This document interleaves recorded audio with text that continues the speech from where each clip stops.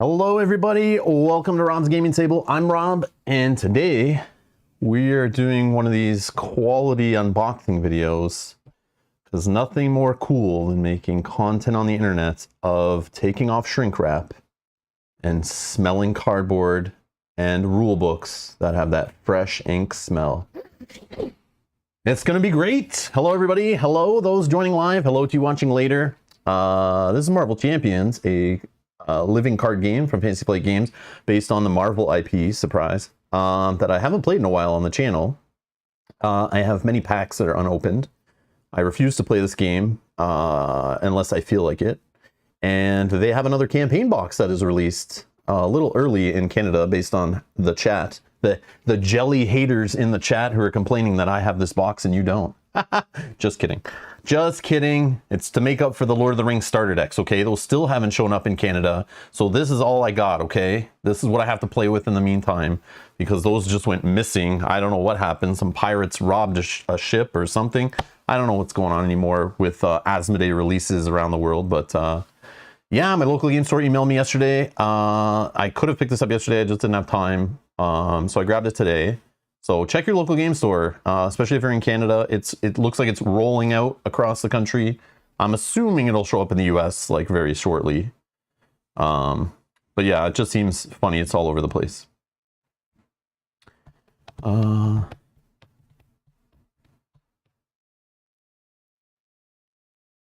Okay. So yeah, step into the portal. I'm not sure who you are, but yeah, if you cannot self-promote in the chat, that'd be good. I appreciate it. Thank you, thank you. But yeah, I appreciate it. Streaming etiquette 101. Don't go on other people's streams and start talking about your own streams and trying to get viewers from other channels. That'd be appreciated. I'm not familiar with you. You're probably new here. But yeah, just so you know. Thank you. Thank you. Hello, everybody. Hello, hello, hello. So yeah, Janet knows. Yeah. The Lord of the Rings starter packs. Still haven't got them. I even went into the local game store to pick up this and was like, about my other pre-order. And they're like, still hasn't got here. Get off my back. Take your Spider-Man box and get out. So yeah. So anyways. So yeah, so we're gonna unbox this today. We're gonna look at the heroes that are included, Ghost Spider and Miles Morales Spider-Man, and then we're gonna go through spoilery, but we'll go through like what's in the campaign in here, if they've done anything interesting or new, because you guys know I love the campaign stuff for this game. It's just not the most interesting, but I'd rather have it than not have it. So we're gonna go through here. I was kind of excited for this one because when I was a little wee lad in the 80s, I grew up watching the 60s. I believe it was a 60s Spider-Man cartoon on rerun. And some of the villains and stuff in here remind me of those days. And also I had comics from that time. Obviously, the heroes in this box, I don't remember those in the 60s cartoon. But yeah, it just gives me those good vibes. Anyways.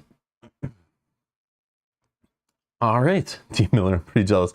This is not to make anyone jealous. This is just, I got the box. I have time today, so I figured I'd do an unboxing of it because I was kind of excited for this one. More excited than I was for the last few campaign boxes, I'll be honest. Because Spider-Verse is cool. Spider-Verse is cool. Anyways, for those that don't know what this is,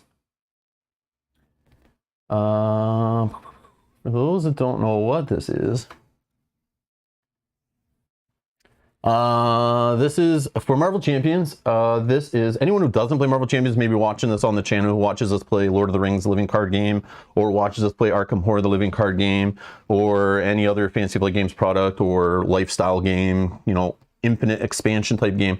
These are campaign boxes that come with heroes and a bunch of different villains, aka scenarios for the game, all in one box. Pretty good value. And so far they've all been pretty good. And I like most of the heroes in all of them. We never finished the Mad Titan Shadow, but still had some fun with it. I do plan on going back to it. But I was more excited about this one, to be honest. I love the Galaxy's Most Wanted one and the Rise of Red Skull. They're pretty fun. But yeah, this is Sinister Motives. Item MC27EN, just for anyone keeping track. So that's what we're unboxing today. So this is supposedly, I guess, was announced. This was the one they announced last Gen Con, right? In their live stream where they had it dangling from a web, right? I think that was this expansion. Yeah, I'm gonna get this game. So how I do it on the channel, what I decided this back in like 2014, 2015-ish, was that I can kind of only handle one living card game at a time. So back when I was playing like Game of Thrones first edition, the living card game, I started also playing Lord of the Rings, the living card game. And then somewhere in there, Netrunner got mixed in, and Warhammer Conquest, and all these LCGs, and I started realizing like, no, something's got to give. I can only focus heavily on one at a time, because usually one involves me playing with other players, building meta groups, going to tournaments, local game nights, weekly, all that kind of stuff. Spoiler videos, you know, making content, tournament videos, all that kind of stuff. So I kind of only stick with one LCG. So I don't play those competitive LCGs anymore, obviously, because none of them could survive for some reason. RIP, all of them. Call of Cthulhu, Warhammer, you know, L5R, like so many of them have all just bit the dust, unfortunately. But these cooperative versions keep sticking around. So I kind of only want to focus on one at a time while I'm playing one. Doesn't mean I won't jump back and forth, but I'm trying to focus on one. So lately we've been playing Lord of the Rings living card game, going through a Hobbit campaign, through the 6 scenarios through the Hobbit saga boxes. And tomorrow, I believe, is our last, hopefully last episode, assuming it doesn't go really downhill. So we're in the middle of playing that. So when that finishes, I was planning on switching to Marvel Champions for a little bit.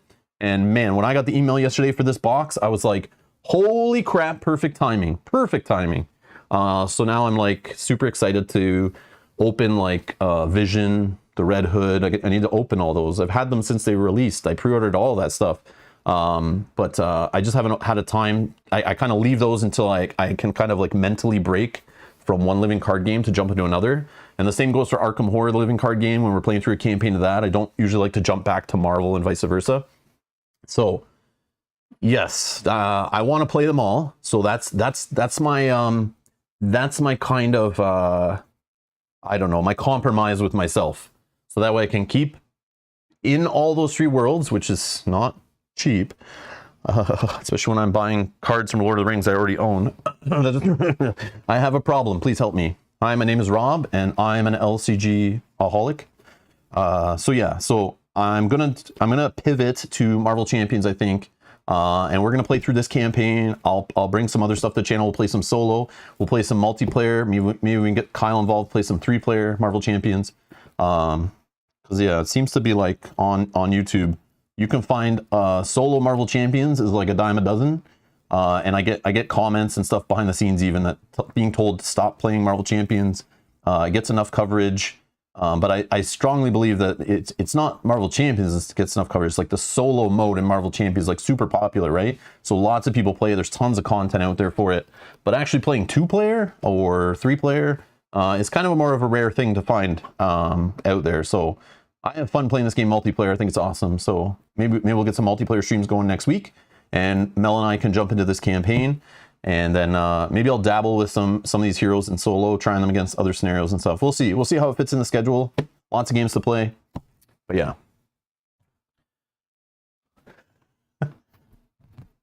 I know a guy in a trench coat down this alleyway that has some LCG packs. Yeah, Yogi, that's exactly how I got into the LCGs. I was just wandering down a dark alley, and some guy in a black van with no windows.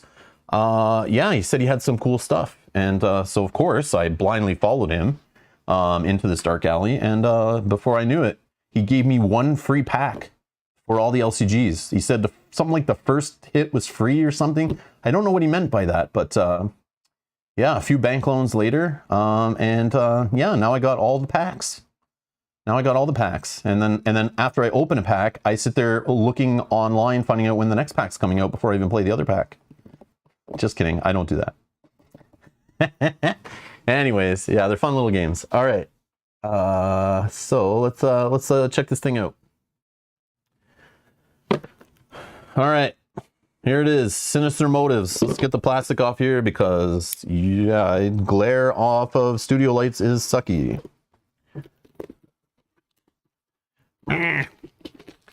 Oh, hold on. Oh, there's that hit I was looking for. Y'all got any more of those LCG packs? All right. So yeah, this is Sinister Motives. It's published by Fantasy Flight Games. There's Ghost Spider, who I thought was called Spider-Gwen. That was my understanding. My daughter used to be really into this character. Thought she was super cool. And for some reason I thought her name was Spider-Gwen, but I guess she's called Ghost Spider. That I didn't know. Again, I haven't bought a comic book in like a few decades, I feel. But I did watch a lot of cartoon spider stuff that's like come out recently. And my daughter really likes the Spider-Man movies and stuff, so I watch those with her. But and then we got Miles Morales Spider-Man here. 2 complete pre-built hero decks. I debated playing with those today after unboxing, just to try them out, but I always get in trouble for trying to play the pre-constructed decks in the packs, because nobody's interested in seeing that you know, horror show. All right, so Sinister Motives. This is our day, gentlemen. The day of the Sinister Six reign supreme. Doc Ock. This giant size 265 card expansion sends you and your friends through a grueling gauntlet, battling a host of 10. Whoa, hold on. Whole 10 iconic villains? Are they 10 separate scenarios? I'm going to call BS. If there's 10 different scenarios in here, this sounds like an awesome amount of content, but I have a feeling that's not the case.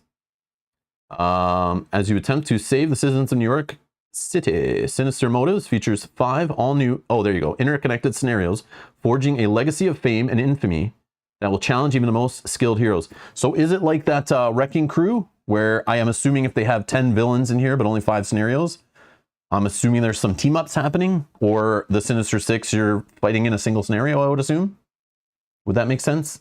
Yes, Sinister Six in one, 4 villains separating the other would equal 10, or would be, no, that's, yeah, that would be 5, sorry, that would be 5. But, yeah, 1, 2, 3, 4, each with 1 villain, and then leaving 6 remaining for 1 other scenario. That's what I'm going to assume. That's what I'm going to assume. Forging a legacy of fame and infamy that will challenge even the most skilled heroes. With so many evildoers rallied against you, can you survive their sinister motives? Oh, I get it. Sinister motives. Clever. So 5 scenarios featuring Sandman, Dr. Octopus, Venom. Oh. And the rule is, right, I can't play Venom against Venom? Or is that not a thing? Like when we had Nebula versus Nebula, that's not a thing, right? You're not supposed to do that, but you can. And then we have Mysterio. All right. Scan now. Here, I'll hold this up. You guys can scan this link. You know the janitor didn't update the website for this link to work yet, though. But maybe by next year they will. There you go. You guys can scan the link.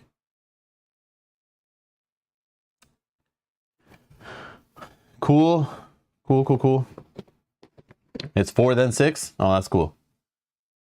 Oh, Pontus says, she used to be named Spider-Gwen, then they renamed her. Oh, okay, cool. I didn't know that. Yeah, Ghost Spider sounds cooler. Because it's like, no offense, like, you're putting on a mask, you know, you're trying to be a vigilante, keep your identity hidden. You don't want to use, like, your name Gwen in your name, you know, like, because then people might link it up that, like, you know, they're going to look for a Gwen. The villains are going to try to find Gwen and her regular life and try to smoke her, finish her, you know, catch her off guard. Different Venoms? Oh, are they? Oh, that's cool. That's cool. That's cool. All right. So in here we have, we'll go through this little book, little campaign book. We'll go through that in a second. So I'll save that until after we look through the player decks. So anyone wants to see just player cards, hang around. But at some point I'll go through here. We'll look through this a little bit if we have time. And then, but it'll be full of spoilers. So I'll give you guys a warning so you can kind of run away. Oh, look at this. They're really trying to promote this game. Mutant Insurrection, Fight for the Future. We have extra copies. They're on sale. We'll sell them to you. Nobody wants this game. Oh, they're printing Marvel books now? The, who is that? Arcanite? Arcanite Books, the publishing house that Asmodee stole all of the book content from Fantasy Flight Games and started making on their own. So Arcanite Games. Arcanite Books or something is the company. Oh yeah, right here, Arcanite Books. Or, oh, sorry, Aconite Books. Aconite Books? I thought it was Arcanite. My bad. My bad. So yeah, more books. That's cool. So I'm using the mat. I bought the Mutant Insurrection mat because it was on sale at my local game store for like half price, because obviously nobody wanted it because nobody bought the game. But I bought it to play Marvel Champions on because I thought it looked cooler than the crappy mats that they came with Marvel Champions. And I'm also trying to subliminally hope that somebody sees this who works on Marvel Champions, and then the X-Men logo and stuff's like, you know, etched in their brain that give me my damn X-Men in my card game, please. I don't want it in a reskinned Elder Sign, but thank you. Thank you. Just give it to me in a reskinned Lord of the Rings Living card game instead, please. Thanks.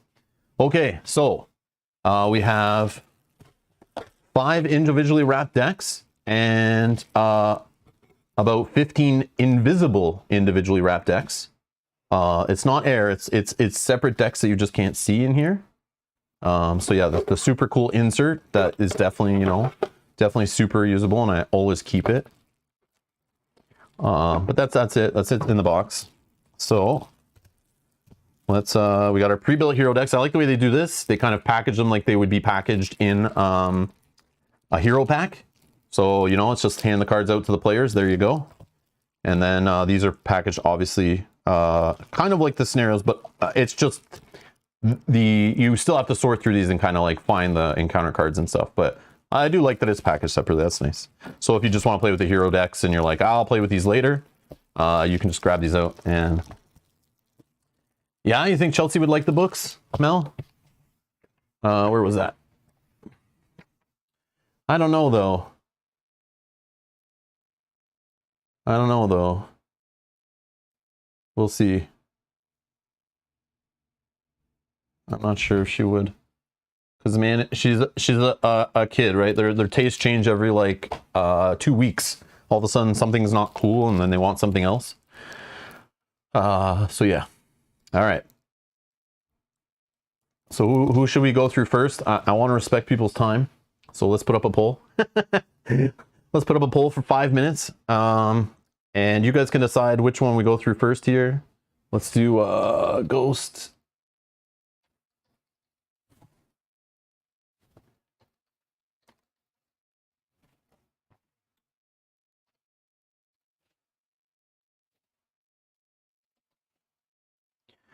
Okay. Oh.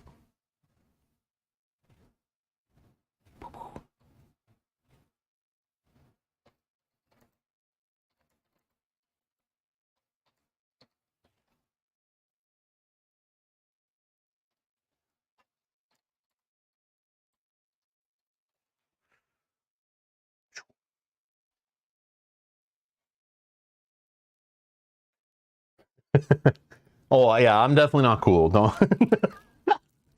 I showed my daughter, so this morning I said, hey honey, I'm going to pick up this box. Look what the heroes are included in it. And I showed her because she loves both these characters, and she's like, yeah, it's in a game I don't really want to play, so I don't care. I'm like, yeah, but look, you can play with me. If you were to play with me, which one would you pick? I'm like, I'm assuming Ghost Spider.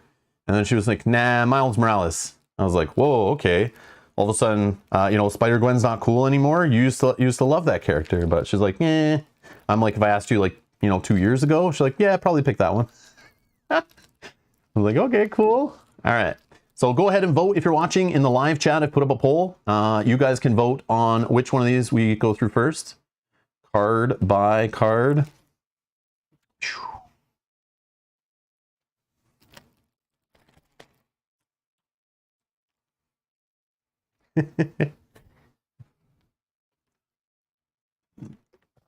Also, if you're watching this on a 4K, or I guess higher than 1080p screen, make sure the stream, you have it set to 4K, because it should be streaming in 4K. And then you can see nice crisp images and text and stuff. So sometimes YouTube doesn't kick it up to the highest resolution I stream at, and then people start telling me things are blurry and stuff, and then you got to realize like YouTube's usually set to auto bitrate, so it'll kind of like skew it based on your internet connection and what kind of screen you're watching on. But if you're watching on a 4K screen, or even a 1440p screen, or even a 1080, you can crank it up a little bit, and even a 1080p will get sharper. All right, let's close the poll. And see. Kanji, your son's still hooked on Fortnite, eh? I thought that was already like, that's done and gone and not cool anymore. All right, so we're going with Ghost Spider, 65%. Thank you everyone that voted. Much appreciated, much appreciated. Okay. So let's get rid of Spider-Man. And then we can go with Ghost Spider. Jerry says, my daughter's also losing interest playing with my LCGs. Aw. Yeah, it's rough when your kids start growing up and they're like, you know, you're like, come hang out with us, let's play a game together. We used to have good times. And they're like, ew. Parents, ew. Okay. D Miller, I've had 4K cameras for a while. Thank you again to all the support on Patreon and YouTube. Members, super chats, all the donations. I'm not joking when I say this stuff goes back into improving equipment and stuff on the channel, including better internet connection to stream in 4K. The only problem is streaming in 4K equals like a longer chat delay. So I might respond to your chat like a lot later. So I normally don't stream in 4K because it's not, I enjoy the chat back and forth more than I care about the quality of the image. But I figured for an unboxing, it's kind of cool since we're like looking closely at the components and stuff. So I like to do those in 4K at least. But doing playthroughs in 4K means it's pretty hard with the chat. Or I do the Mel's painting streams in 4K so that you guys can see like the up close painting and it's nice and sharp. Because even at a 1080p stream, it'll be like more detailed and stuff, which is cool. So yeah, more bits. So Ghost Spider, the hero side here, 1 thwart, 2 attack, 3 defense, web warrior. Dizzying reflexes response. After you resolve an interrupt or responsibility on an event, ready, Ghost Spider, limit once per phase. So she's focused on events, right? She probably has a ton of events in her thing. And her hero hand size is 5. Okay, hit points 10. Okay, we're gonna go through and see. I don't know any of these cards. I haven't looked at them on purpose. So we'll try to figure it out as we go here. I know some of you may have already have this box or seen it or played with it or seen spoilers online and stuff already. I haven't looked at any of that stuff. Gwen Stacy, 3 recovery. She's rocking out. She's a civilian. Action. Choose to either shuffle Ticket to the Multiverse from your discard pile into your deck, or ready George Stacy, limit once per round. Time for the drum solo. So 6 hand size, pretty standard stuff. Pretty standard hit points and hand size, right? So we need to find the cards Ticket to the Multiverse or George Stacy, because those seem to be linked with her alter ego. Okay, we got Ghost Kick. Ghost Kick is a hero response attack. After Ghost Spider uses a basic power, deal 6 damage to an enemy.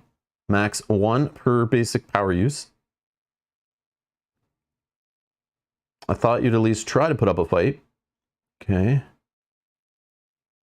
So basic power. So after she like fights or thwarts or whatever off of her card, 6 damage to an enemy.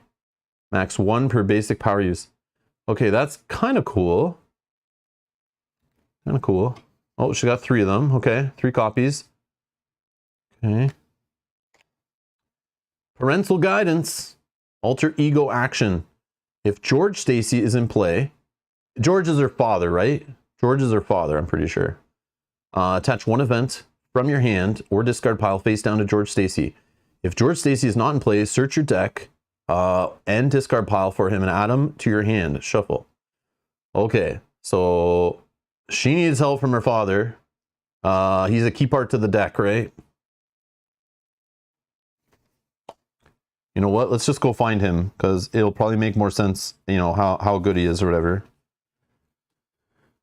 So George Stacy is a support card. Unique persona. Events attached to George Stacy may be played as if they were in your hand. And then action, exhaust George Stacy, attach 1 event from your hand face down here. So you can store events on him for later. That's neat. Okay, so you're exhausting him to do this. What was her ability again? Or you can ready him. Okay, so she can ready him an alter ego So you could do this again. Max of 3. So I'm assuming he can only hold 3 events, is what that's saying? Or is this ability can only be fired 3 times around? That I'm not sure, but... Okay, cool, cool, cool. All right, we got Phantom Flip. So again, more events. This one's a thwart. After Ghost Spider, use the basic power, remove 5 threat from a scheme. Okay, so this is pretty straightforward stuff. Pretty straightforward stuff. She's got the events going. Okay, she can fight. She can get rid of threat. I'm getting the vibe she's probably a pretty good solo hero. Covering those 2 aspects of the game pretty good. Pirouette and Punch. Hero Interrupt. When a card is revealed from the encounter deck, deal damage to the villain equal to 1 more than the number of boost icons on that card. Cancel that card's when revealed effect. I like that. Canceling when revealed effects? Yes, please. That's pretty cool. That's pretty cool. I like me some cancel. I like me some cancel. Oh, hold. Okay, Ponta says, yeah, it's hold 3 max. That's what I thought originally. I was just like, I just couldn't remember the, in this game, the, you know, the limits. Yeah, maximum of 3. Yeah, he can only hold, oops, where is it? Where is it? He can only hold 3 events on his card. Trust me, Ghost Spider is not the problem. Okay, we got another event here, of course. Yeah, she's event heavy, that makes sense. Requirements. While paying for this card, spend the listed resources. So you need to spend mental resources, right? That's what those ones are. It's like physical, mental, and what was the other one? I forget. It's been a while. When an enemy would activate, cancel activation. If that means activation was canceled this way, deal 4 damage to that minion. Maui, thank you so much for subscribing. Welcome to the channel. Thank you, thank you. So 2 of those. So event-wise, okay, we're almost done our little set. She has... Okay, what does she have?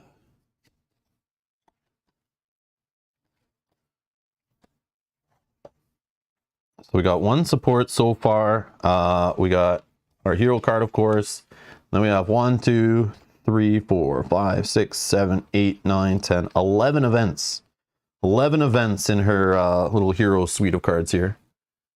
Ticket to the Multiverse. Okay, this was the other one off of her Alter Ego ability. So choose to either shuffle Ticket to the Multiverse from your discard pile into your deck. So let's see how important this card is to your strategy. Only have 1 of. It's an upgrade. Cost 3. Oh, look at this little resource. Your little wild resources here. I like that. Remove Ticket to the Multiverse from the game. Discard your hand. Shuffle your discard pile into your deck. Draw up to your hand size and ready each Ghost Spider card you control. Okay, that's pretty cool. This one was like big flashy effects.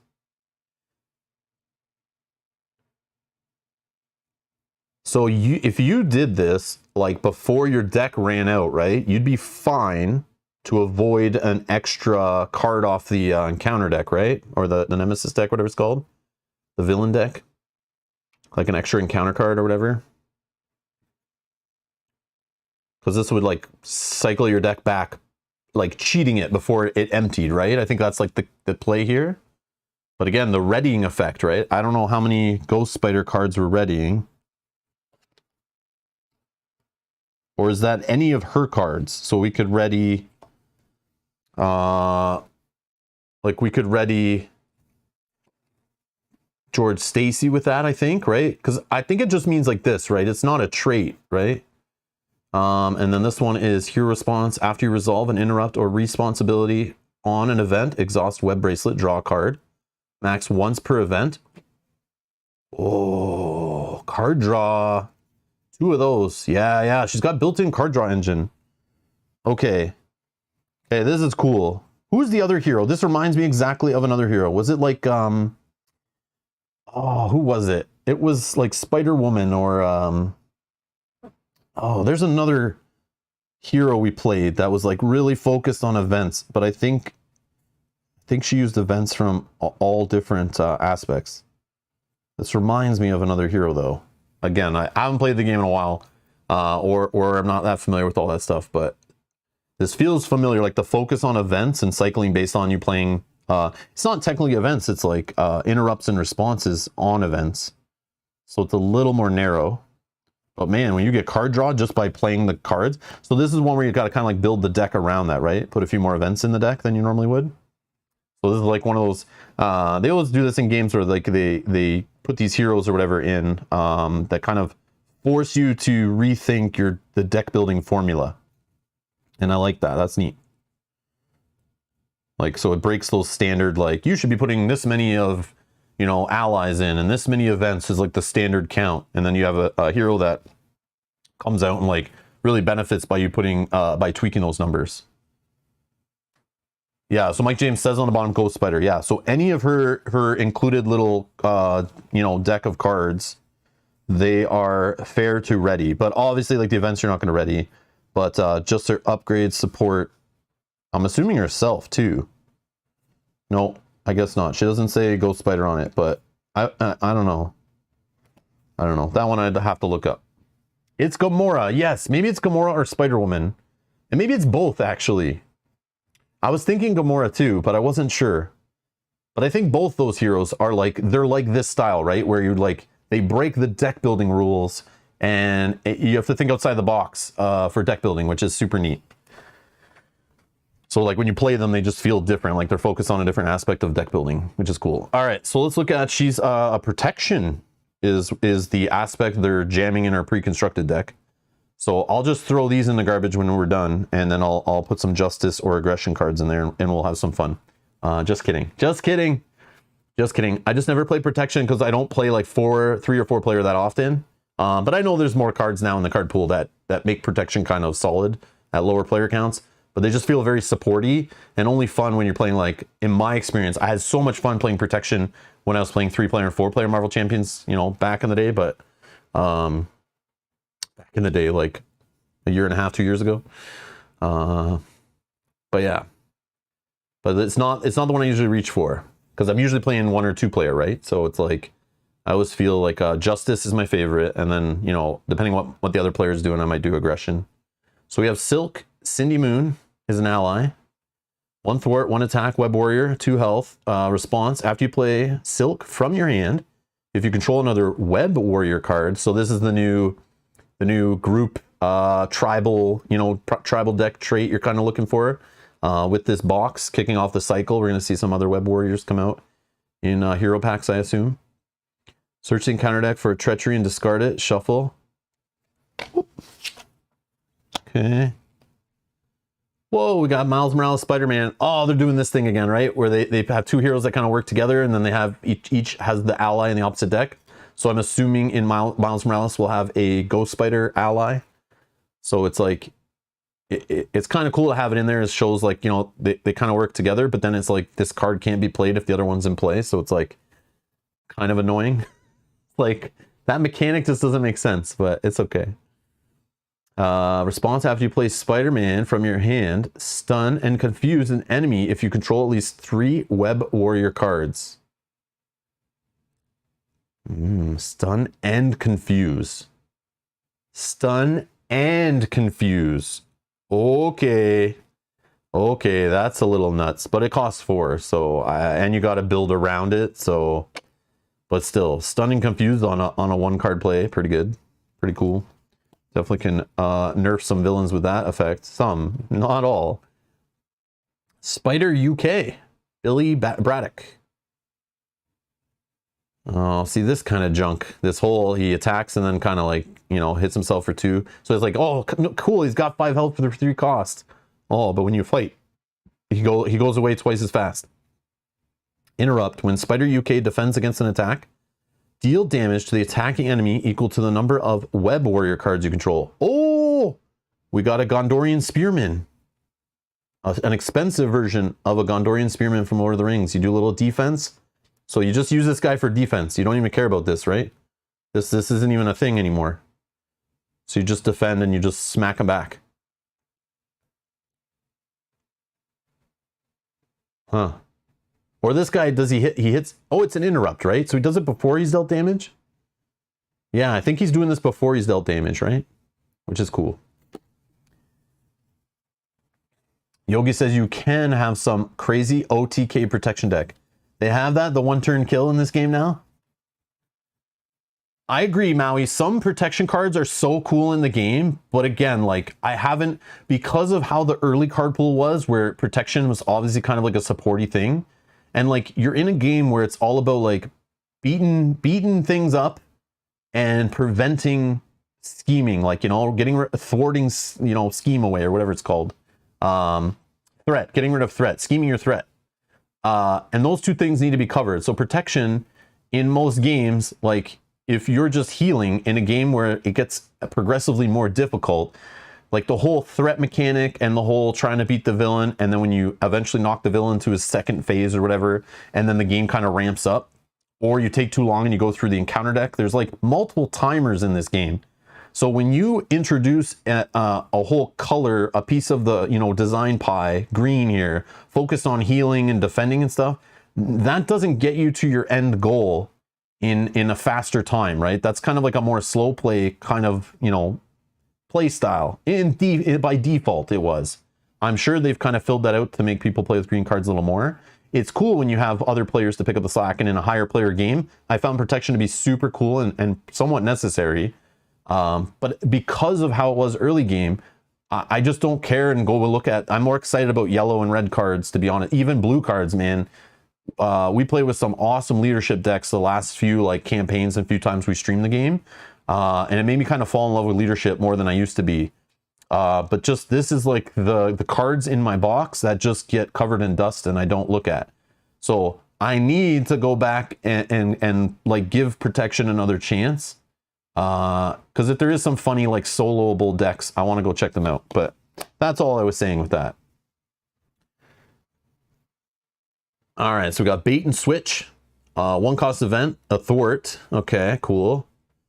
Yeah, see, when you put cards like this that are you know, a strength of another aspect, they're basically putting yellow cards into green. This is when you start being able to play solo with protection, right? Because then you start covering the main, more priority aspects of the game design, right? The villain attacks you, remove 4 threat from the main scheme. But again, there's obviously, they can change things on the scenario side with the villains to kind of bring out protection strengths, right? So, you know, but then that's obviously situational stuff. So you get 3 of those. So this I think is now my new favorite protection card. But it's like, the problem is the villain attacks you. But of course you play protection, right? So you have ways of, you know, preventing that or healing or whatever. But that's a cool looking card, man. Look at the art on that one. That's cool. So we got 3 copies of Jump Flip. And we got Ghost Spider in the art there. Hero Interrupt. So this is another one that works with her whole interrupt triggers, right? Hero Interrupt Defense. When you would take any amount of damage, prevent 2 of that damage. If you paid for this card using energy resource, remove 2 threat from the main scheme. Yeah, see? This is the kind of card I'm looking for. This kind of stuff, when you're playing like the lower player count and you're able to take care of like threat, you know, that's cool. Yeah, Bullet says in the chat, I use protection in 4-player games, only maybe 3. But it's a lot of fun when I do. I agree. I can remember playing with protection in a 4-player game when the game was like still pretty new, and it was so fun to play that aspect. I think it was like a Black Panther deck was like my first experience with it, and it was so fun, so fun. But I need to go back. I need to go back. So we got Return the Favor, 3 of those. It's an attack card, hero action attack. Discard cards from the top of the encounter deck until you discard a treachery. Ooh, that's a little scary. Reveal that treachery. Deal 5 damage to the villain. I don't know about doing that, but yeah, protection's a little crazy. But I don't know about discarding cards off the deck, aka speeding to an acceleration token. But and then we have What Doesn't Kill Me. requirements. So they're forcing you to pay. So these like kind of are very restrictive, but you have to pay with like a physical resource or 2 physical resources. And then hero action, heal 2 damage from your hero, ready your hero. Oh, okay, that's not bad. Now, I always ask this when we play this game, can I use wild for this, right? Because wild, I name what it's going to be when I pay for it, right? I'm assuming I can still get around wild, but I can't remember. Maybe if it's printed, you're not allowed. I can't remember. I feel like maybe if it's printed on the card, it has to be like the actual resource. Does anyone know? Can you use wild to pay for this? I just forget. And I know every time I come back to Marvel Champions, I always have to like look that up or ask that question. Because then I think in this game, it's like you play wild and you kind of name the resource, but I think when it's printed on the card, it has to be that resource.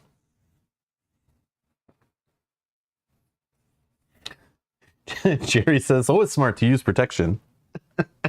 Thanks, Dad.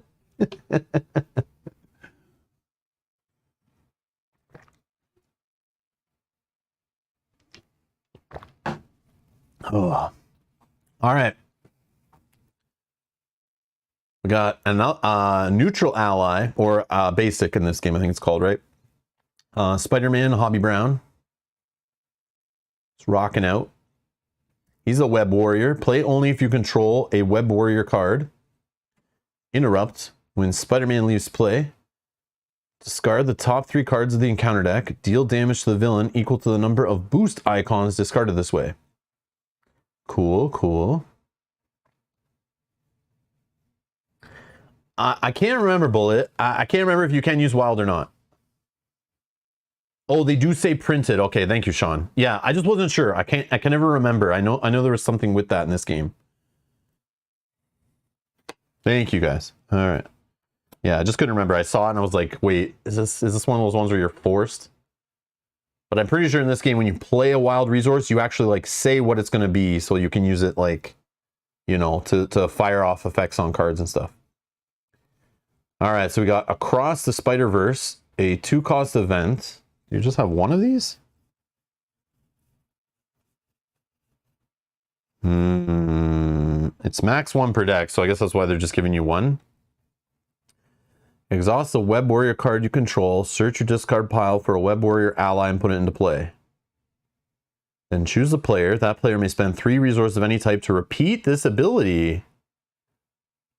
Okay, so I'm assuming this Across the Spider-Verse is going to be in one of in all these web warrior decks we're going to see. That's kind of neat. Young Love. Oh, sorry guys, my card's upside down. One sec. All right.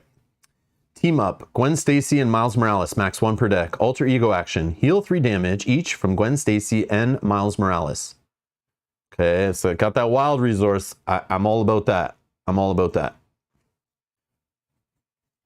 And you only get 1 of that. Oh, max 1 per deck. Okay. Save it on paper, I see. Okay, cool. Oh, sorry guys. That card was upside down. I don't know why. Okay. Energy. Max 1 per player.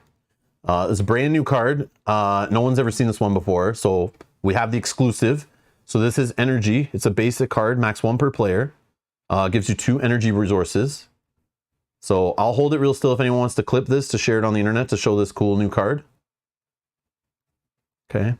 Then we also have Genius. Also, crazy card. We got Doctor Strange there, right? Max 1 per player. You get 2 mental resources. This is like mind-blowing stuff here. Wow. That's why you guys came here. And I like the way they keep these near the back of the deck. So like we didn't even know they were coming and they're super surprising. Then we have Strength, which is another resource card, max 1 per player. Whoa, you get 2 physical resources.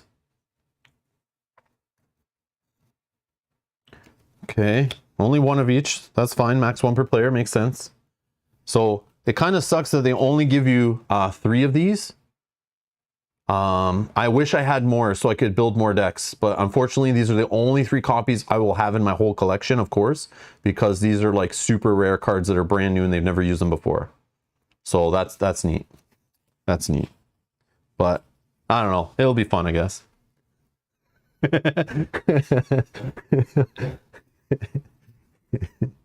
All right. Web of Life and Destiny. 3 cost support, location, web warrior. So there's another web warrior card they're giving you. And this is a support, so this won't stay in play. Ignore this card's resource cost if your identity has the web warrior trait. Ooh.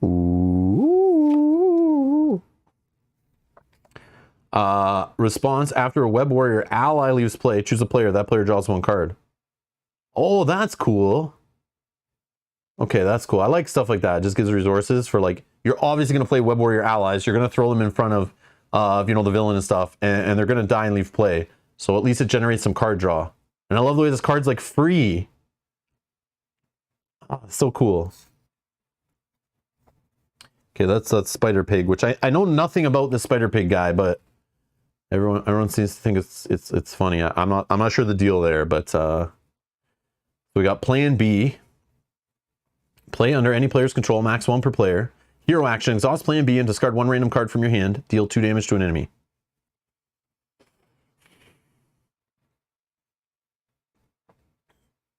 I mean, I like cards like this. Like, the whole thing in Marvel Champions I love is the dual use cards, right? You're using cards to spend for other cards. It has that same hook from, like, Mage Knight with the whole, like, staring at a hand of cards and trying to solve the puzzle and prioritize and problem solve on the fly.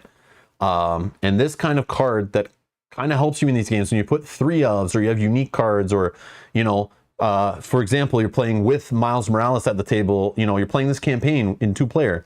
You're now those dead cards, or those cards you're holding that aren't doing anything, you can use them. And this is a cool way just to get rid of, what's the one that just blocks the damage, like kind of like a shield card. I forget now. Holy brain fart. But you know what I mean, like those little rectangle cards. Man, I'm blanking. What is that called when they get that? You know, they're like shields. And you have to, like, break them off basically. But yeah, this is cool. So it's just another way to do, like, a little 2 damage. But it's cool. It gets just like another way to use the junk in your hand if you're not using it for something else. Especially if you have your card draw engine going and you're just, like, plowing through your deck. So here's the obligation. Worried Father. Give to the Gwen Stacy player. Search your deck, hand, and discard pile for George Stacy. Set him aside, attach this obligation to him.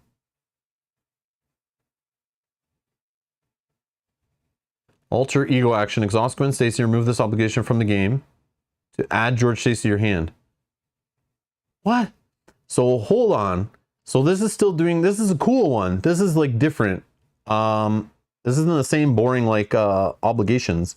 The whole idea, this kind of, like, helps you a little bit. Like, it's annoying, but it could help you get the George Stacy thing going.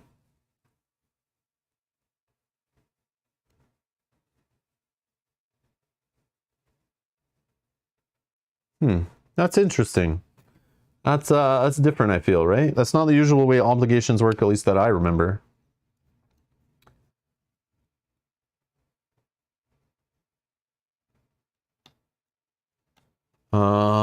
So Mike's asking, are cards random from pack to pack? I thought LCGs didn't do that. No, they're not. They're not.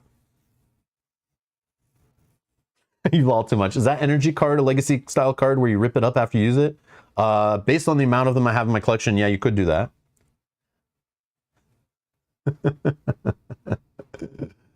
Oh, man.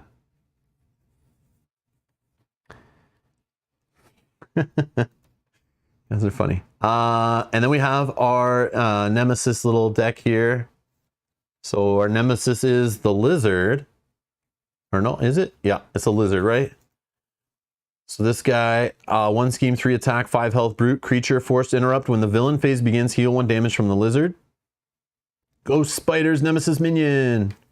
And then this would go in play. Your side scheme, forced interrupt. When the villain phase begins, heal 1 damage from each enemy. Oh. No. And it's 5 to get rid of it. No. Healing each enemy. That's lame.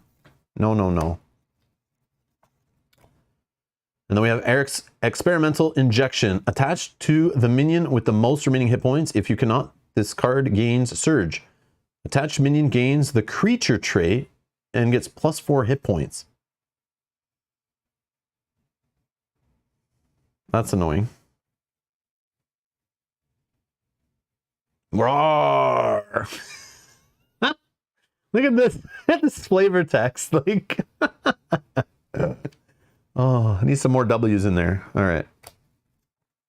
Now we have in cold blood, treachery. When revealed, the lizard attacks you. You cannot play events until after that attack resolves. So no canceling that attack. If no attack was made this way, this card gains surge. Fresh meat. Yes, fresh meat.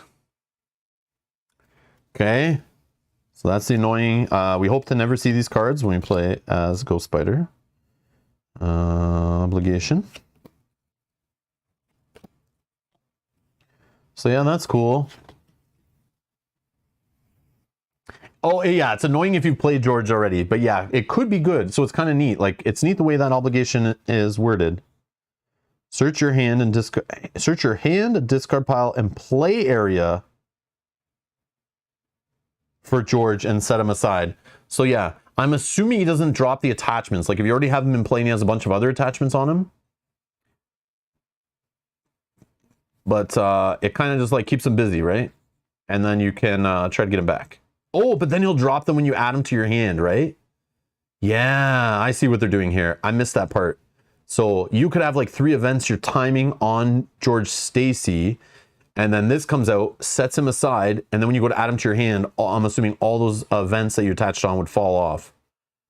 So yeah, this can be really messy actually. But if he's already in your deck or in your discard pile,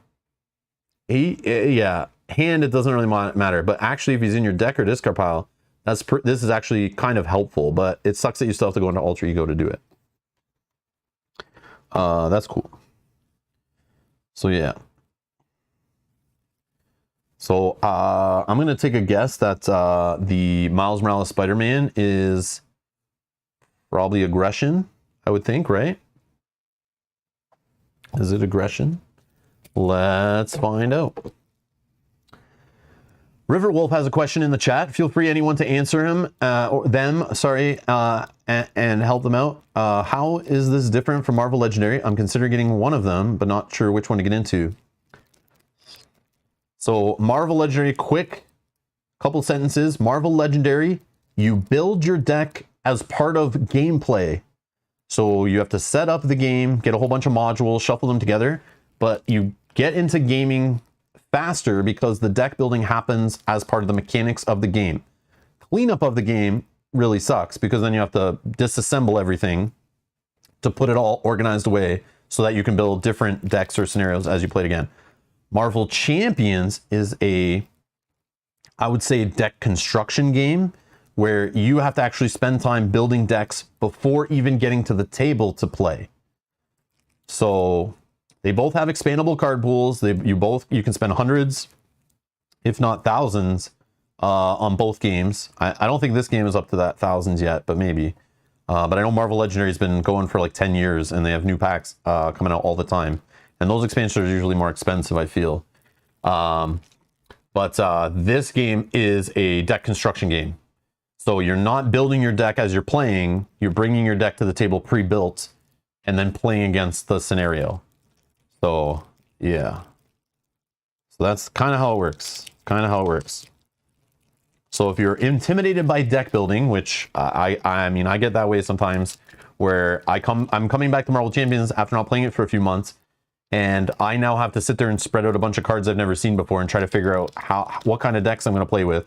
And thankfully, don't let that scare you though, because there's websites like marvelcdb.com where the community that plays this game posts and shares and discusses decks and cards and stuff on that website.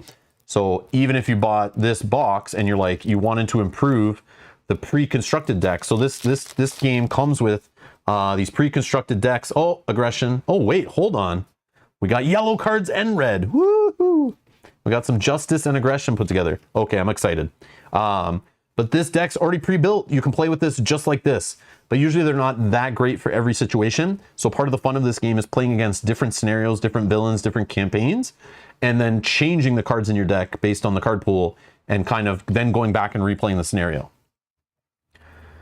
So yeah, hopefully that makes sense. But yeah, if you don't want to build decks really and spend a lot of time, you know, deck constructing before actually playing the game, which is, I hate spending more time on that. I just want to play the game. Like, I love the gameplay of the LCGs, much better than usually the deck building gameplay. It's like more deep. Just go online and net deck is what they call it, and just go find a deck list and, you know, pick the cards you own, and people will have decks out there and they'll help you. There's even a guy on Reddit in the, I think is it in the Marvel Champions group? I think it's in the Marvel Champions group. I'm pretty sure. I don't think it's Lord of the Rings. But I believe there's a guy on Reddit every Friday or something. It's hilarious. I love it. He goes, there's a guy, I think it's in Marvel, and you just post a hero and what cards you own, and then they will come up with a deck for you. I'm pretty sure it's in Marvel, but it might be Lord of the Rings. I forget. But I was like reading one thread one time, and I was like blown away.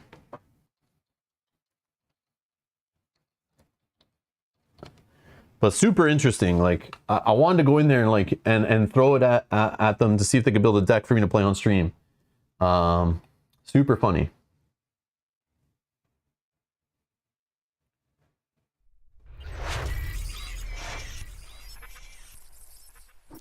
Asian movie enthusiast, thank you for subscribing. Welcome to the channel. Welcome, welcome. I'm pretty sure. Okay, hold on.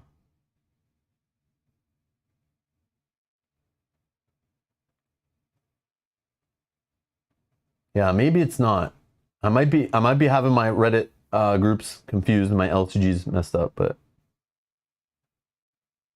I just want to find one. If I could find one thread quick.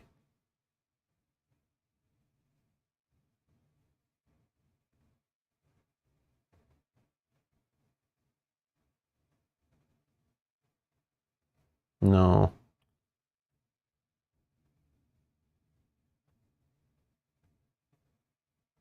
Well, it looks like there was a thread. Sinister Motives actually arrived in Canada 4 days ago, according to someone who posted about it.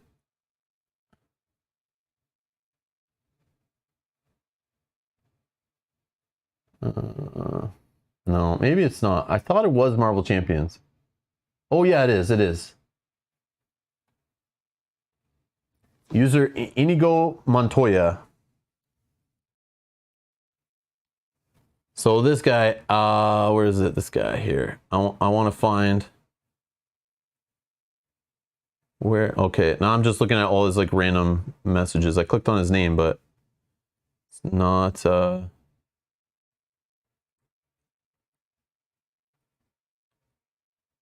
Yeah, right here. Do you want me to build a Marvel Champions deck for you? So this guy or woman, person, I'm not sure, but Inigo Montoya basically says, I love this. This is super hilarious. Says, give me a hero and aspect and packs you have, and whether it's solo or multiplayer, and I'll build you a deck. I picture them like sitting at a job, like where they're like sitting there on a Friday and they're just chilling with not a lot to do. And then people just throw like, yeah, it's Fridays. They throw like deck ideas at them and they just like build decks. Here you go. Here's the new deck. Boom. And it's like, I want a deck, multiplayer, 3 people, Guardian heroes, any traded Guardian, any aspect, all cards in collection, playing through Galaxy's Most Wanted standard for the first time with Guardians. Boom. Here you go. And then explains like how it works and stuff. Like, super cool. I want to show this out because you guys just reminded me of this, but yeah, boom. Here's your Gamora deck. Bam. Like, it's hilarious. Hilarious. I think it's so cool. All right, so let's start looking through Spider-Man. So 2/2/2 stat line, champion, web warrior, venom blast, special, deal 2 damage to an enemy, stun that enemy. Woo! Stun, stun, stun. Spider camouflage, special, give Spider-Man a tough status card. That's the card I was talking about. When I was saying shields, I meant tough status cards. I just couldn't remember what they were called. And then can confuse an enemy. Oh, man. Stunning, confusing, so powerful. I'm pretty sure it still is. I know some villains, like I think in the Mad Titans or something, they were like, no, none of that business in this campaign. Hopefully they didn't make it like not a thing in this campaign either, but super powerful. Then we have Miles Morales, 4 recovery. Ooh, civilian. Oh yeah, I didn't see his hit points and cards. Oh, five hand size, but only 9 hit points. But he has the higher stats here, but his recovery is higher, which makes sense. Response: after you change to this form, shuffle 1 Spider-Man card from your discard pile into your deck. I like that. I like that. That's cool. I like that a lot, actually. It's not like flashy and exciting, but I like it a lot. I like it a lot.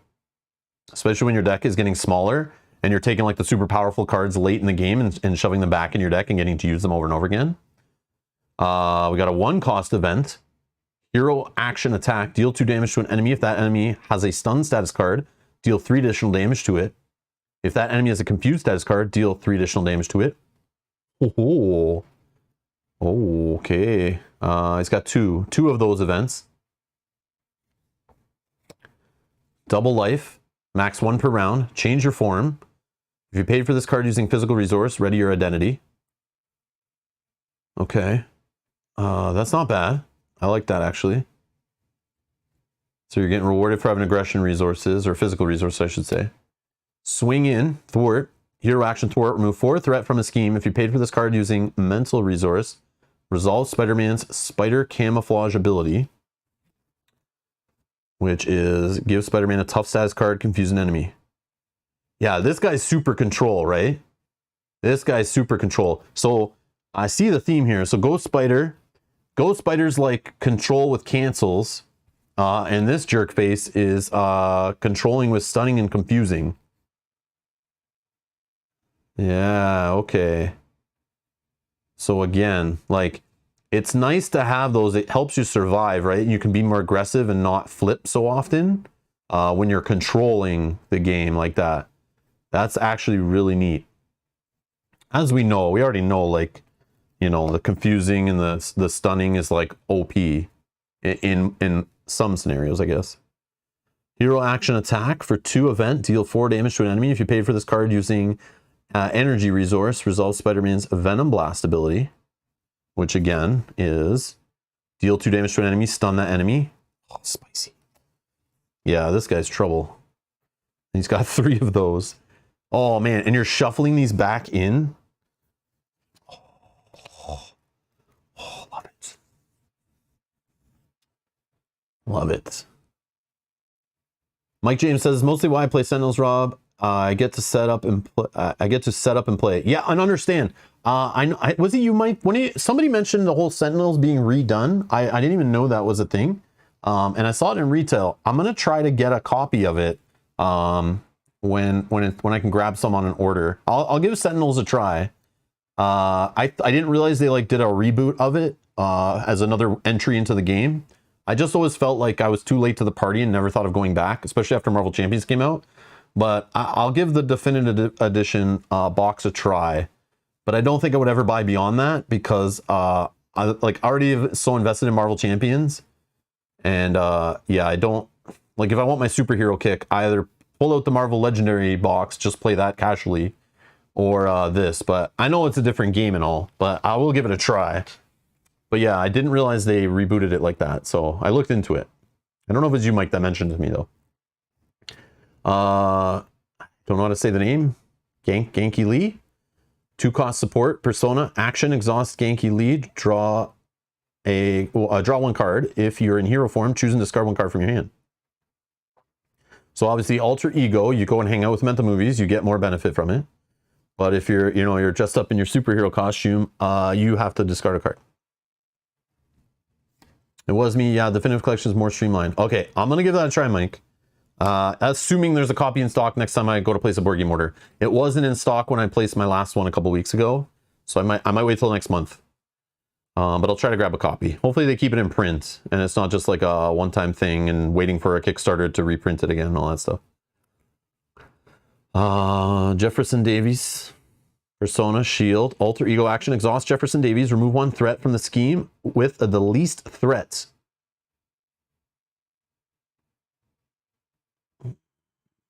Okay. I'm not a fan of like being forced to take threat from a specific place, but I mean, at least it gives them some threat removal, right? Like, I like where they're like a little more well-rounded, right, for solo play or two-player play even. Hero response: after your hero uses a basic power, discard power within. Resolve Spider-Man's Venom Blast ability. So 1 cost, put this in play. I mean, that's still fine. It's just another source for, you know, his, that one's, is that the one that's stun? I can't ever get them straight. Yeah, the Venom Blast is the stun. Camouflage is the confuse. And there's the camouflage. I knew it was going to be the next card. It was going to be the other ability. Okay, after your hero uses a basic power, discard this. Oh, these work with the returning them to the deck, right? Like cycling these is also helpful too. Okay, and then what's this? Web shooter uses 3 web counters, enters play with 3 counters. Oh, sorry. Did I think it was aggression because I saw red on the left side? I just brain farted. It's a justice deck. I don't know why I did that. Yeah, because I sorted it like this, right? And I saw red. Yeah. I just figured that out. Did anyone notice that I did that? I'm a dummy. Did anyone point that out? Sorry, I didn't read every single chat. Let's see. Did Rob call Spider-Man jerkface? Yes, probably. I just bought this from my local retailer. I had this pre-ordered, Mark. It's came out in Canada like 4 days ago, supposedly. I got an email yesterday. I just didn't pick it up till today. So I'm assuming it's going to show up all around the world like early. I would assume. Obviously, Asmodee is not telling stores not to sell it because there's other people getting their copies too. So they just kind of don't care. Or probably because there's only like 5 employees at FFG now. So there's no one there to actually care to control anything. Oh, the US is April 8th? Cool. But yeah, anyways. Okay, anyways. Brain fart, brain fart. Okay, where were we? I don't remember now. Power Within, we did all these.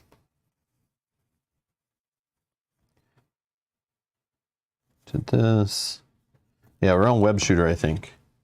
So uses 3 web counters, enters play with 3 counters. When those are gone, discard this card. Hero resource, exhaust web counter, or web shooter, sorry, and remove 1 web counter. Generate a wild resource. Okay, there's your econ card. That's all good. So basically what's happened here, because I bitched and whined and complained about not having the Lord of the Rings starter decks yet, and I was like stamping my feet and complaining on stream and stuff, that Asmodee like panicked and they were like, okay, we need to shut this guy up. So let's distract him with another product that we have available. So they just sent this to Canada, actually made it available early. So I stopped whining and crying. But I still remember, okay? I still remember. So I want those starter decks, but hopefully they show up soon. And I'll crack those open. We'll take a look at those when those arrive too. But I asked today and the shop owner was like, still don't have them. And I saw someone on Reddit said that there was possibly like the customs paperwork wasn't done correctly. So they were like held up at the border or something, which I wouldn't put it past. I wouldn't put it past FFG or Asmodee to make that mistake. Monica Chang. So we got some Justice cards here.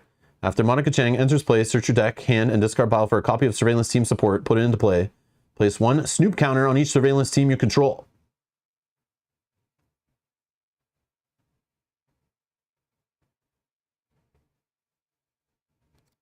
So Surveillance Team, that's like an older card, right? This is an older card. Exhaust Surveillance Team, remove 1 Snoop counter from it. So that's cool. I like when they throw back to these older cards and kind of have an ally that works with them. I always used to love that in like Lord of the Rings and stuff. When you get this big giant card pool and there's cards like from the early days that no one plays with anymore. And then I remember like Nate French and stuff would be like talking about how they love just coming up with cards later that called back and try to make those cards better or make them work and make people pull them out of the binder again. That's kind of cool. So yeah, I like that. I like that. Of course, we have a copy of Spider-Woman in here. Jessica Drew. She's a web warrior. Shield. Reduce the cost to play Spider-Woman by 1 for Reach confused enemy in play. And of course, if Spider-Woman is at the table, no soup for you. Homeland Intervention, 3 copies. It's an event, 0 cost event. Action. Exhaust up to 3 shield cards you control and choose a scheme. Remove 2 threat from that scheme for each card exhausted this way.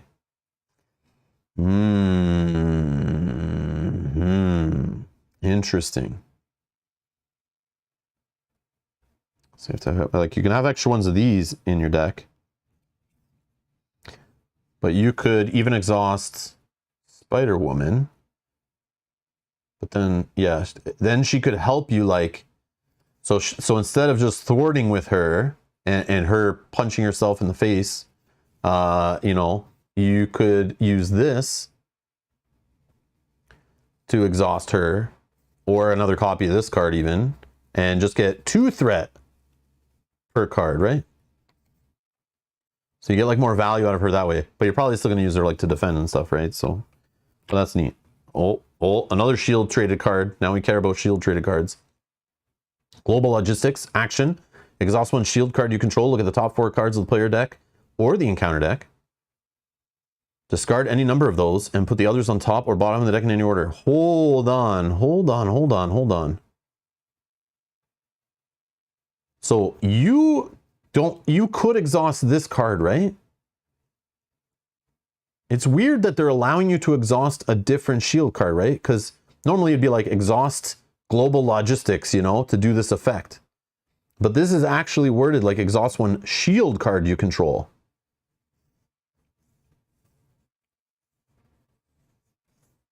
So like, you could do this one, right? I assume. But looking at the top 4 cards of the encounter deck, not to mention like tutoring your own deck, right? But like the encounter deck, you look through and you find that one with the red skull art on it that pulls in your freaking, that makes him scheme, or the Spider-Man card with that one that makes you pull in your nemesis deck. I'd use this to go hunting for that any day. And discard it. Oh, 401 has it in stock right now? So 401 Games, that is a store I do order from. I used to play tournaments there a lot, but they have like shipping if you put together like $150, I think. It's free shipping. So I just throw it on an order next time I order from there. I just haven't ordered from there in a little bit, but I'll look at them again. But yeah. Is this card like crazy to me? This card seems crazy to me. Free, it's 0. And this ability is like bananas. In a game where there's specific cards that are of a much higher power level, and you're able to tutor for 4 of them. But I might be wrong, but I feel like this card is like really overpowered. And you don't get to draw, but like the idea of discarding, I know in this game discarding leads you to bad things.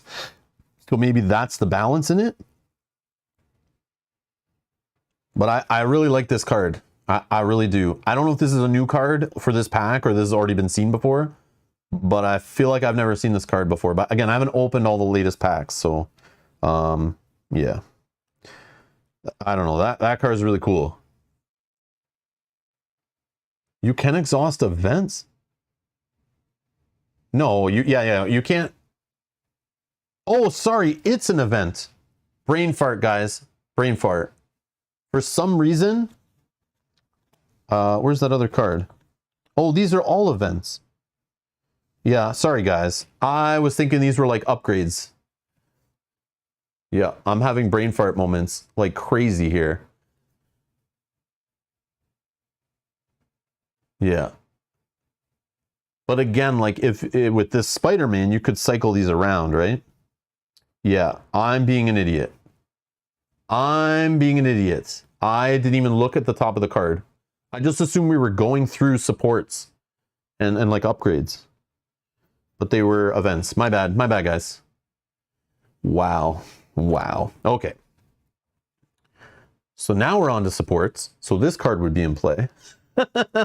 Woo! Field Agent. Persona Shield. So this one we can exhaust, right? This one we would play in the deck with these ones. It makes sense, right? So this one, Shield, exhaust up to 3 shield cards. So that's where these ones come into play. Yeah, sorry, I brain farted big time. Wow. Okay, so then, yeah. So we play these events to work with like this card or Spider-Woman. Now, is like Helicarrier and stuff, is Helicarrier a shield card? And Avengers Mansion? I don't think so. Avengers Mansion I don't think would be, right?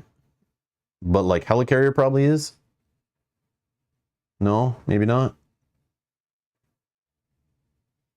So my question basically, is there a lot of shield cards in the game that you can stick in the deck to work with these?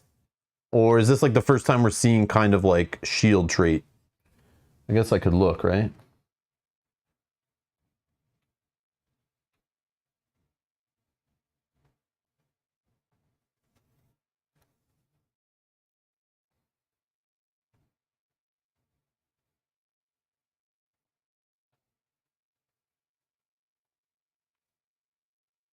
Okay. Okay.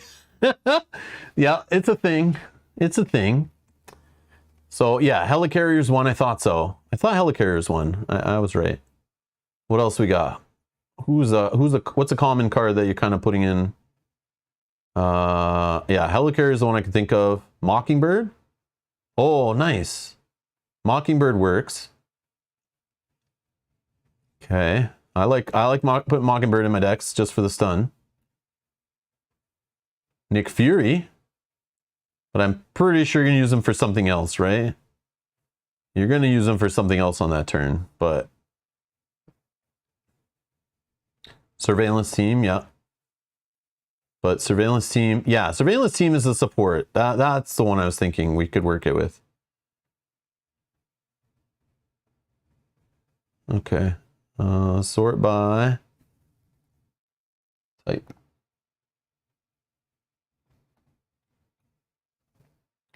Yeah, we're basically looking for like supports, right? So Surveillance Team, Alpha Flight Station. Exhaust Alpha Flight Station, choose and discard a card from your hand, draw 1 card, draw 2 cards instead. If you're Carol Danvers, oh, this is the one in her deck, right?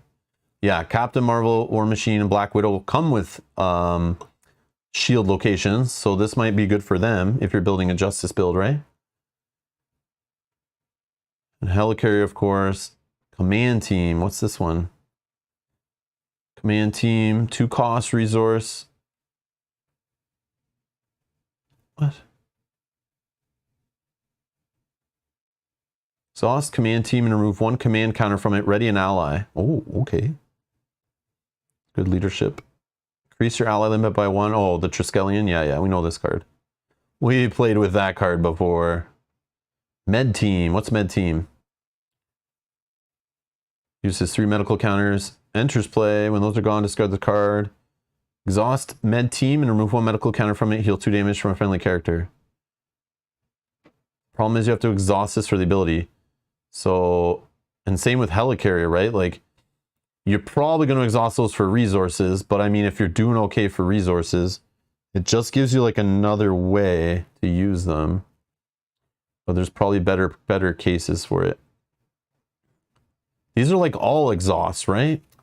That's the problem. These are all exhausts. They don't really work well. And then they don't stay in play either on purpose. So I see what they've done here. So it's like you don't want to use like Surveillance Team up and then just you can't leave it sitting there, right? Let's see what you guys are saying. Let's see what you're saying.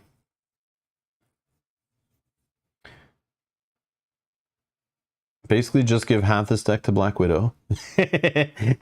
Nice. Black Widow Justice is already really good. Adding these cards could make it deadly. Yeah, I can see that.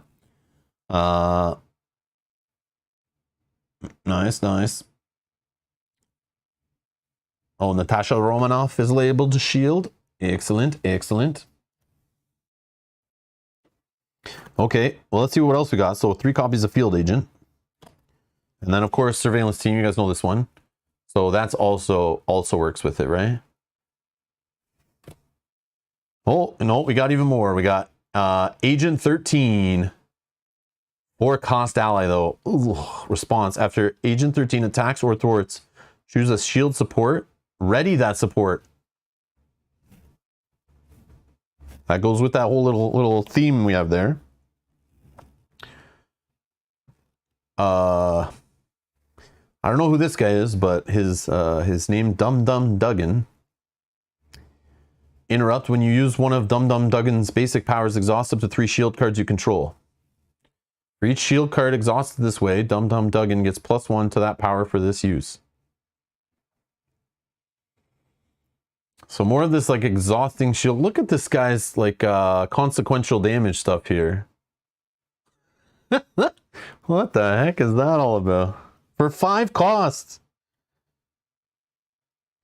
Man, I don't know. This guy, is this guy like binder fodder? I'm feeling binder fodder. I don't know.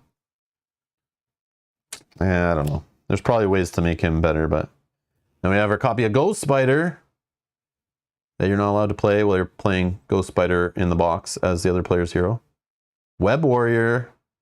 Play only if you control a Web Warrior card. Interrupt. When Ghost Spider leaves play, search your deck for an identity-specific event, add it to your hand, and shuffle.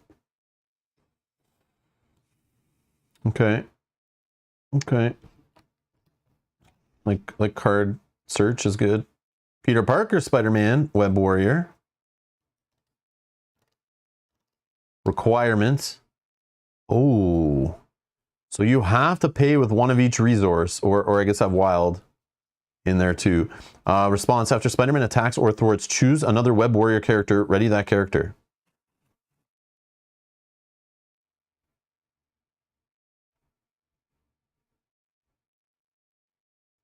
That's really good, actually. It's just like this whole annoying thing. This is lame. This is lame. I don't know about that whole requirement thing.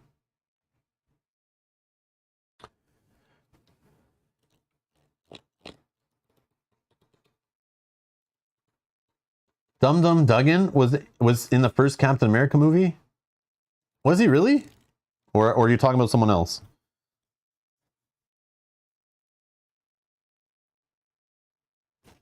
I don't remember this. I don't remember this. Sneak attack, Dum Dum fodder into play. Oh, yeah. Oh, I've seen this card before. Again, it's a misprint, obviously, right? It's supposed to be this way.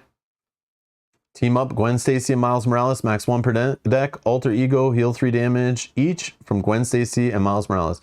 So obviously you want to pair these together, but Young Love. Oh, I got 2 copies each of these super brand new rare cards. Genius, Energy, Strength. Oh man, you guys are jealous. You're jealous that I have these cards today and you don't. Look at these ones. It's good stuff. So we got Government Liaison, Support, Persona, Shield, Hero Action, Exhaust, Government Liaison, play a shield card from your hand, reducing its resource cost by 1. Okay, that helps. Yeah, because some of the costs on these with shield guys are high, right? Yeah, that will help with these 2. Making them a little more affordable. But again, you gotta see this card. You have to spend 2 to get this thing into play. It's kind of lame. And then you really have to have the shield cards going. Of course, one of these can help you get another one into play, which is kind of good. So the shield tech is assembling. Sky Destroyer. Oh, here's another shield card. 3 cost support. Response. After you play a shield card, exhaust Sky Destroyer, deal 2 damage to an enemy.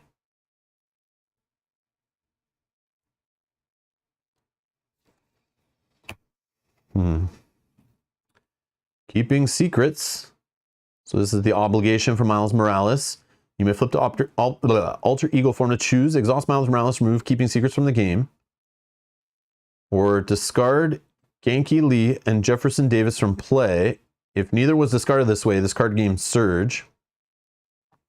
Discard this obligation. Yeah, that's kind of dirty, but okay.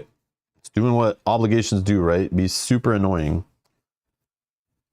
So this is the side scheme from the Nemesis deck. When resolved, if you are in alter ego form, place 1 acceleration token here.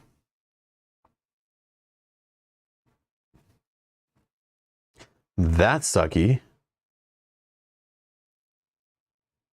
Wow. Yeah, that's sucky. As it should be, right? And we got Prowler, Criminal, Stalwart. When revealed, if you're in alter ego form, give Prowler a tough status card. Spider-Man's Nemesis minion. Razor Claws. So we got an attachment. Attach to the minion with the highest printed hit points. If you cannot, this card gains Surge. Attach minion's attack gains Piercing and +2 attack here. Ooh. Slice and Dice. Treachery. When revealed, Prowler attacks the player with the fewest remaining hit points. Even if that player is in alter ego form. Oh, that's not friendly there. Holy. You're not even safe in alter ego form with this crap. If that attack defeats a character or no attack was made this way, this card gains Surge. Yeah. So, yeah. So what you do, you play. Where is it? So when that Nemesis card comes in, or before that happens, you play this and you get rid of that stupid card that brings in the Nemesis set. And if you don't find it, you do this again a few turns later. And then you do it again until you find that stupid card, so you do not have to see that crap enter the game. Okay, some cool cards here. Obviously, as we've learned with the last few campaign boxes, as they release more Web Warriors, if they do plan on that, I'm assuming there's some more hero packs coming that are part of this cycle that will have cards in there that will make these guys better and kind of go with their synergies and stuff. So the problem when you're getting this product and you're playing with the campaign right away, you find out that they like basically designed the next few packs all together with this and kind of spread the cards out a little bit. And there'll be more synergies that'll increase these guys' power level for sure. But they both look cool. I want to definitely try them both out with their kind of like standard builds here. But yeah. So that's that for the two hero decks. So spoilery stuff, I guess, if you don't want to see, we'll just quickly look at like the villains and then we'll go through this little book here quickly just to kind of see what the rules are that are new to this one beyond the core set, like any of the new kind of rules they added to it here at the beginning, and the keywords, and then maybe even look at some of the not the story, but some of the scenario setup stuff. So I am curious.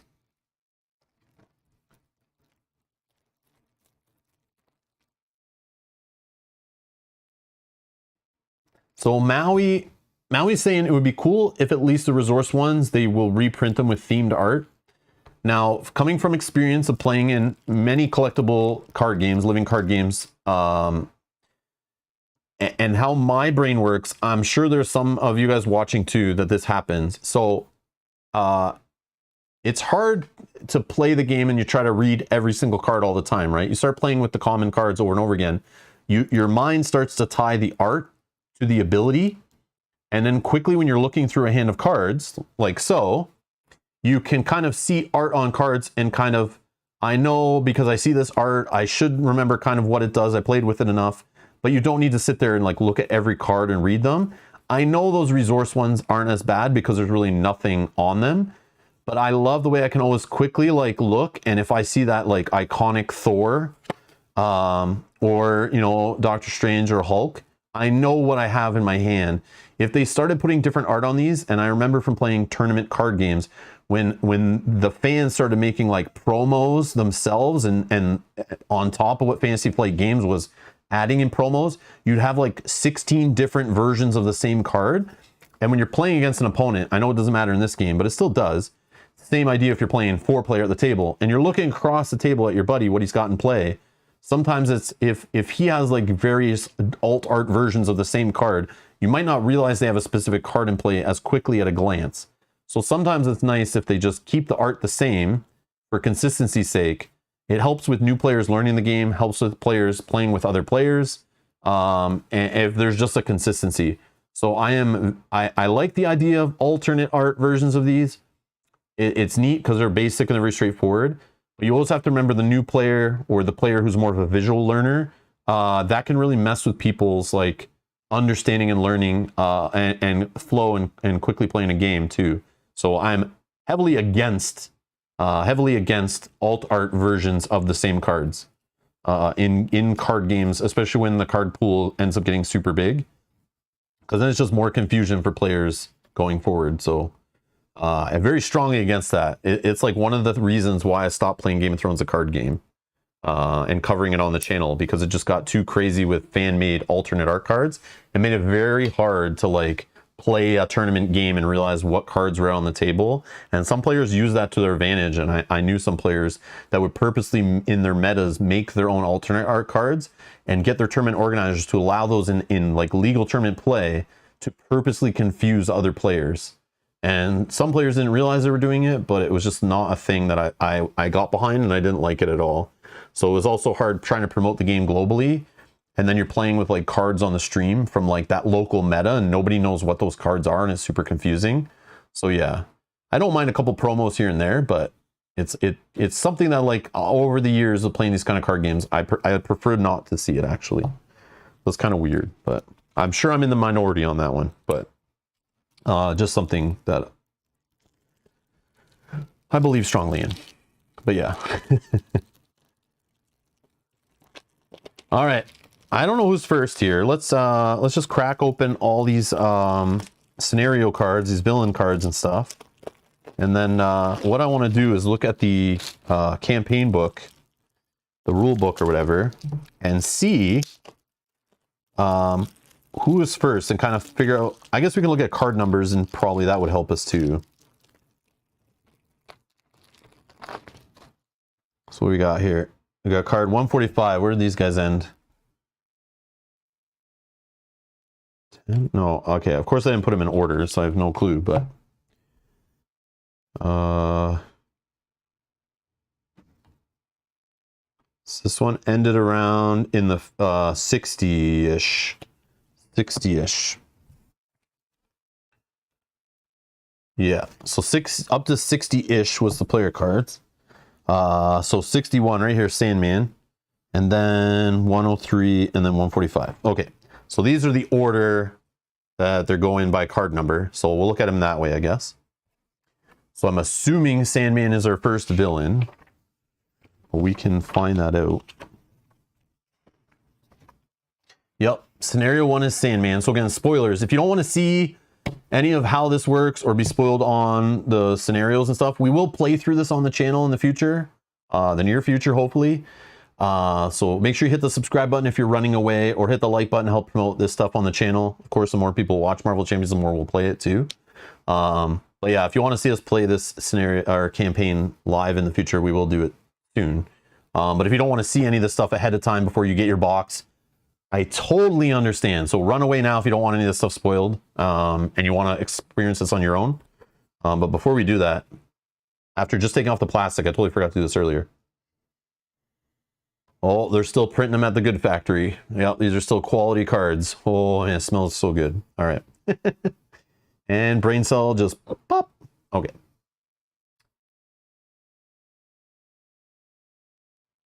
Yeah, Mr. Dragon Fox, I agree. So it says, I think that being a cooperative game makes alt arts less impactful in the way Rob is talking about, but I totally get that frame of mind. Yeah. But it depends though, Mr. Dragon Fox, if you're playing it on your living room at home, alt arts all day, every day. But if you're making content globally for YouTube, or you're going to a Gen Con event at a convention, or even your local game night, and you're playing with, you know, tables full of players, even cooperatively, I've been there and done it. It's a little awkward when you're playing on a table with other people who have like non-official promos all over the table and all throughout their deck. It still gets just as confusing to understand, especially when the alt arts have like the font shrunk to show more art. Then it's even harder to across the table to kind of see, well, what's that guy? Well, what's that ally? You know, what's that card? What did you just play? What's that in your discard pile? It just kind of slows the play down a little bit because, you know, it's hard. It's just an annoyance, but I do agree. If you're just playing it, you know, yourself or on your own living room table, like who cares, right? But yeah, just something that like I learned in the past and was like, I didn't think it would bother me either, I used to try to collect all the promos and all the LCGs that I played at tournaments. I would go to multiple tournaments just trying to get enough copies to have all the alt arts in my decks and stuff. But then it just went out of control. Like, it went crazy and it was hard to keep up. It's just not very new player friendly. But yeah, cooperative is not as bad. So we got Sandman. He's a villain. His first stage here. He's got, of course, 3 stages. So if you're playing on super hardcore, right? You play with 2 and 3, I think. And then normally you play just 1 and 2 regular. So we got Sandblast, Force Interrupt. When Sandman attacks you, that attack deals indirect damage. If your identity takes any amount of damage from this attack, resolve the Surging Sands ability on city streets. So a lot of this stuff's not going to make any sense because we don't know the setup. Oh, here's city streets, an environment card. Okay, so environment cards usually like start and play. Special, place 1 sand counter here. Discard cards from the top of the encounter deck equal to the number of sand counters here. Oh, he's speeding through the encounter deck. Hero action, exhaust a character you control, remove sand counters from here equal to that character's attack. Limit once per round per player. Yeah, so he's trying to drill through the deck and you got to kind of slow him down by exhausting characters. So you play with Sandman 1 and 2. If you're playing Expert, Sandman 2 and 3. Sandman, City and Chaos, and Standard Encounter sets are what you play with. 1 modular encounter set, Down to Earth, is recommended here. Setup, search the encounter deck for the City of Streets environment, put it into play. Place, oh, it starts with 4 sand counters. Ooh. Ooh. Force response after an acceleration token is placed on this scheme. Oh my god. Deal 3 indirect damage to the first player. Oh. Is that the only scheme? Oh, this guy's a one main schemer. A 1 main scheme, 1A. 9 per player. No, am I missing something here? Yeah, that's it. That's it. Hapless pedestrians, 1A and 1B.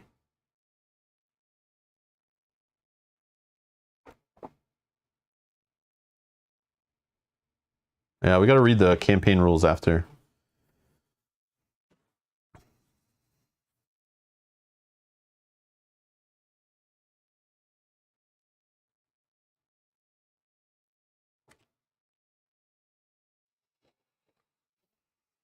Yeah, so you got 9 threat per player, and you just got to keep it under control. Holy crap.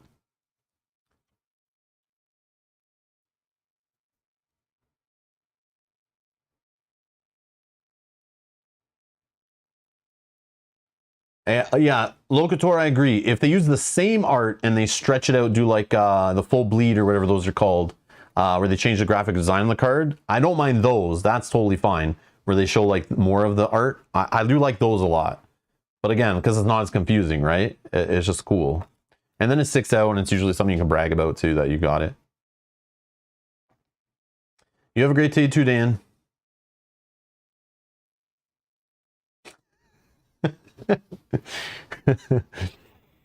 Sniffing those cards. All right. We got Sand Form attached to Sandman. Force Interrupt. When you would deal any amount of damage to Sandman, discard Sand Form instead. Resolve the Surging Sands ability on city streets. So yeah, it's like super annoying. You're trying to like keep this under control, and he's trying to add tokens to it. Sand Clone. This guy is X attack, where X equals the number of sand counters on city streets. Oh, dirty. And when defeated, it resolves the ability on city streets again. Dirt Trap, side scheme. When defeated, resolve the surging. Man, this guy's a one-trick pony here. Holy. At least it's straightforward, right? For like a new player coming to this one out of the core set, you know, if this is their first campaign box. I like the way they do that. The first scenario is usually pretty like straightforward. I do appreciate that. It's good warm-up too if you haven't played the game for a bit. I do appreciate that also. Especially if you're coming back from another LCG. Oh, man. 2 dirt traps. What's this one? Tidal Sands. When revealed, place X additional threat here, where X is equal to the number of sand counters on city streets. Yeah, you really have to keep those sand counters low, right? And you got to hurry on this guy because you're not going to keep those sand counters down too much. and then he's going to be discarding cards off the deck, plus obviously drawing and all that stuff. So yeah, you're going to get an acceleration token really fast with this guy, I picture. And then you got to hurry. So this guy feels like you need to like kind of rush him. Or just really keep those sand counters down to like nothing, if that's even possible. So we got Sandslide Treachery. When revealed, place 2 sand counters on city streets and resolve its Surging Sands ability. If at least one Sandman card was discarded this way, you were stunned. And the boost effect on it's resolve this card's when revealed ability. Oh, that's annoying. When revealed, deal X indirect damage among players, divided as you choose, where X is equal to the number of sand counters on city streets. If there's no sand counters on city streets, place 3 on it. Get out of here. And shuffle this card in the encounter deck. That's annoying. Sand Smash. When revealed, alter ego. Resolve the Surging Sands ability on the city. Boring. This card gains Surge.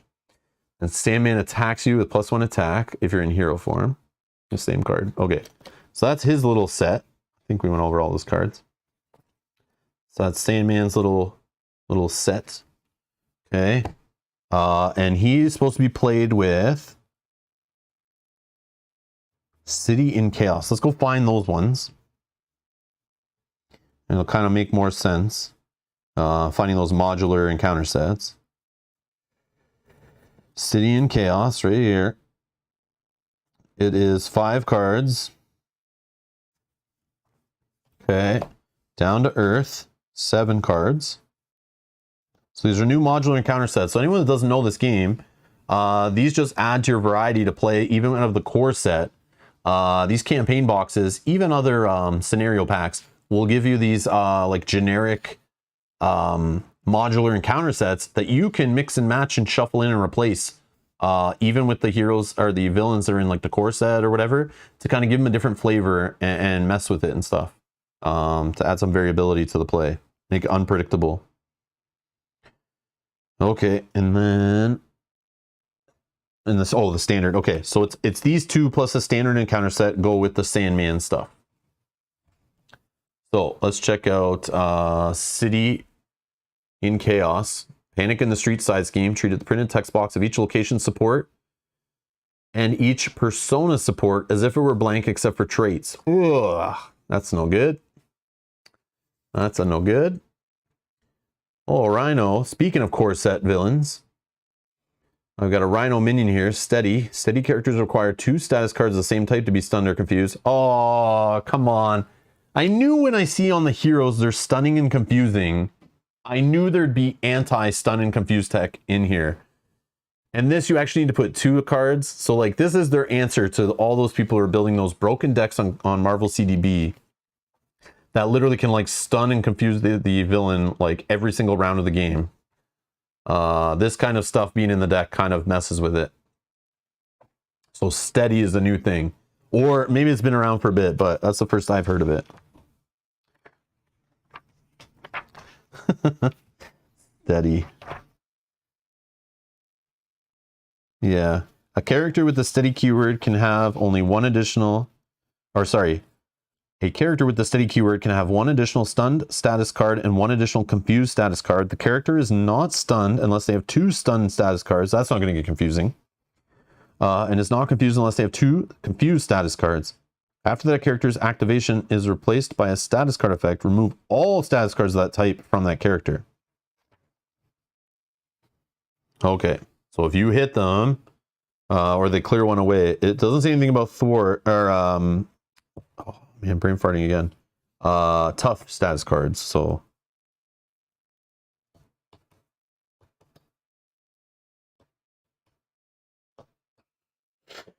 Interesting. Interesting. Okay, so that's their creative way to say stop it with the stuns, guys.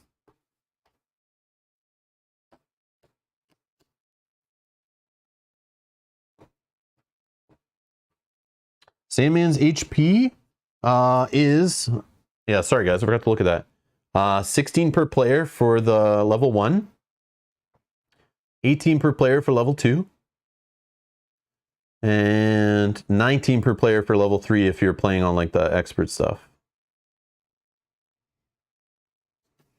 Okay, sorry about that. Okay, So that's a new one for me. Steady. Oh, Steady was introduced in the Hood. Okay. I haven't played the Hood scenario pack yet. I need to do that. I do need to do that. That's one of the ones that's staring at me on my shelf of opportunity. Rhino's attacks gain overkill and piercing. Damn it, this guy. That's funny. And he's 8 health. So of course this is like the perfect guy. Like you see 8 health and you're like, he's super annoying and you're like, oh, don't worry, just stun him. But no, they're like, no. You're gonna have to deal with this guy because he's not, you can't just stun him to death. But I mean, you can work at it, I guess. Calling in favors. When revealed, Rhino schemes with +2 scheme. If Rhino is not in play, search the encounter deck and discard pile for a Rhino minion and put him into play, engage with you. So this is interesting. So technically you could put this City in Chaos as a modular set for Rhino. You would never be able to put this minion into play. But technically this would make him scheme the hero if you're playing this in the Rhino scenario, right? I assume? Because he shares the same name. But then when you get to this part, if Rhino's not in play, obviously Rhino will be in play because he's the villain. So this, you could put this in there to make Rhino more annoying. But this Rhino is worse than the villain one. Now or never. Excuse me.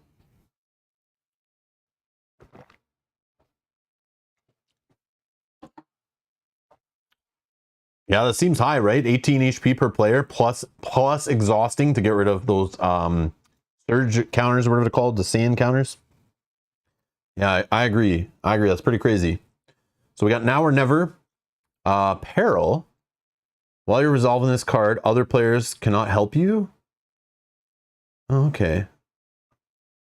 I feel like we played with this before in this game. I know Peril from other LCGs. When revealed, choose, place 1 acceleration token on the main scheme. Exhaust the character you control. Okay, exhaust the character you control, spend 1 resource of any type. So yeah, you're going to want to do option 2, if you can, any chance you can, over adding acceleration tokens in, unless you're like right at the end of the game. Okay, that's a dirty little encounter set. So that's City in Chaos, okay? And that's with Sandman right to start. And it might be used with the other ones later.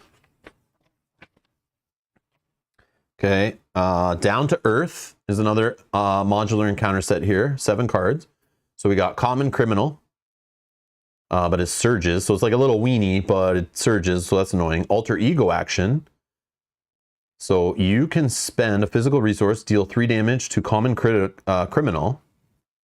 So even if you're an Alter Ego, if this minion is defeated this way, choose to either draw 1 card or remove 3 threat from a side scheme. So if you're willing to, on your day off, deal with a Common Criminal, you can, you know, get the loot that they have in their purse that they stole. You get to get some of that, I guess. You get to steal whatever they stole, you get a little bit of it for helping them out on your day off. Okay, that's interesting. I like that. A little bit of rewards for doing some outside the box kind of stuff, right? But it's got Surge, so that's lame. Friends and family. What's happening here? Obligation? So there's like neutral obligations. While in hero form, increase the resource cost of each event you play by 1. So I'm assuming when this comes off the deck, or if it's your encounter card, you're dealing with this obligation, right? You don't hand it off like the other ones because it doesn't say so. Have they done this before? This feels new. Alter Ego action. Discard 1 identity-specific card from your hand. Discard this obligation. Yeah, neutral obligations. I didn't know that was a thing.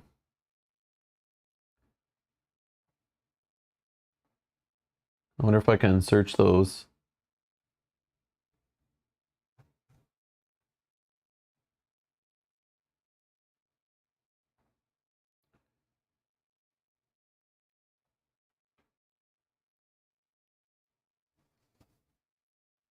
There's campaign obligations.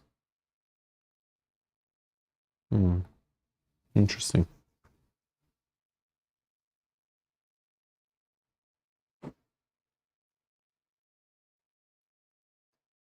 Yeah, that's neat. Volunteer work. You cannot thwart this scheme. Alter ego action. Spend 2 resources of any type. Remove a threat from this scheme equal to your alter ego's recovery. If your identity has a civilian trait, draw a card.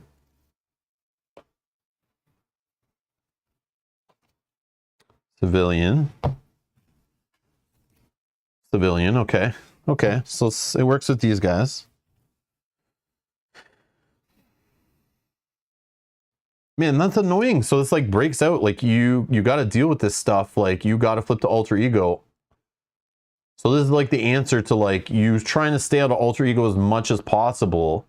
They're adding more cards. Like this little modular encounter set can really challenge you because like you don't want to go into alter ego sometimes, especially if it's a villain that's scheming hard.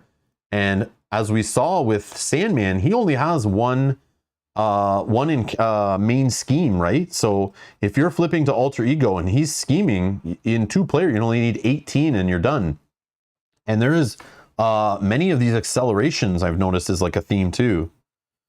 So I don't know. This first encounter might be a little rough if you don't have the threat reduction, right? And then we have threat or menace. When revealed, you may change form. If you're in hero form, place 2 threat on the main scheme.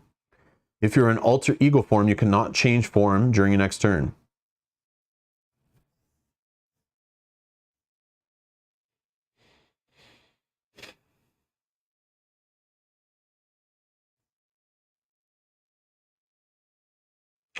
Yeah, that's a freaking annoying card. Wow. Need some of those when revealed cancels. Loose ends. When revealed, search the encounter deck, discard pile, set aside area, and remove from the game area and your box, your best friend's box of cards, the cards at your local game store. Check Amazon's database for cards for a copy of your obligation, then reveal it. During that reveal, if you change to alter ego form, discard 1 random card from your hand. If your obligation was not revealed this way, this card gains Surge.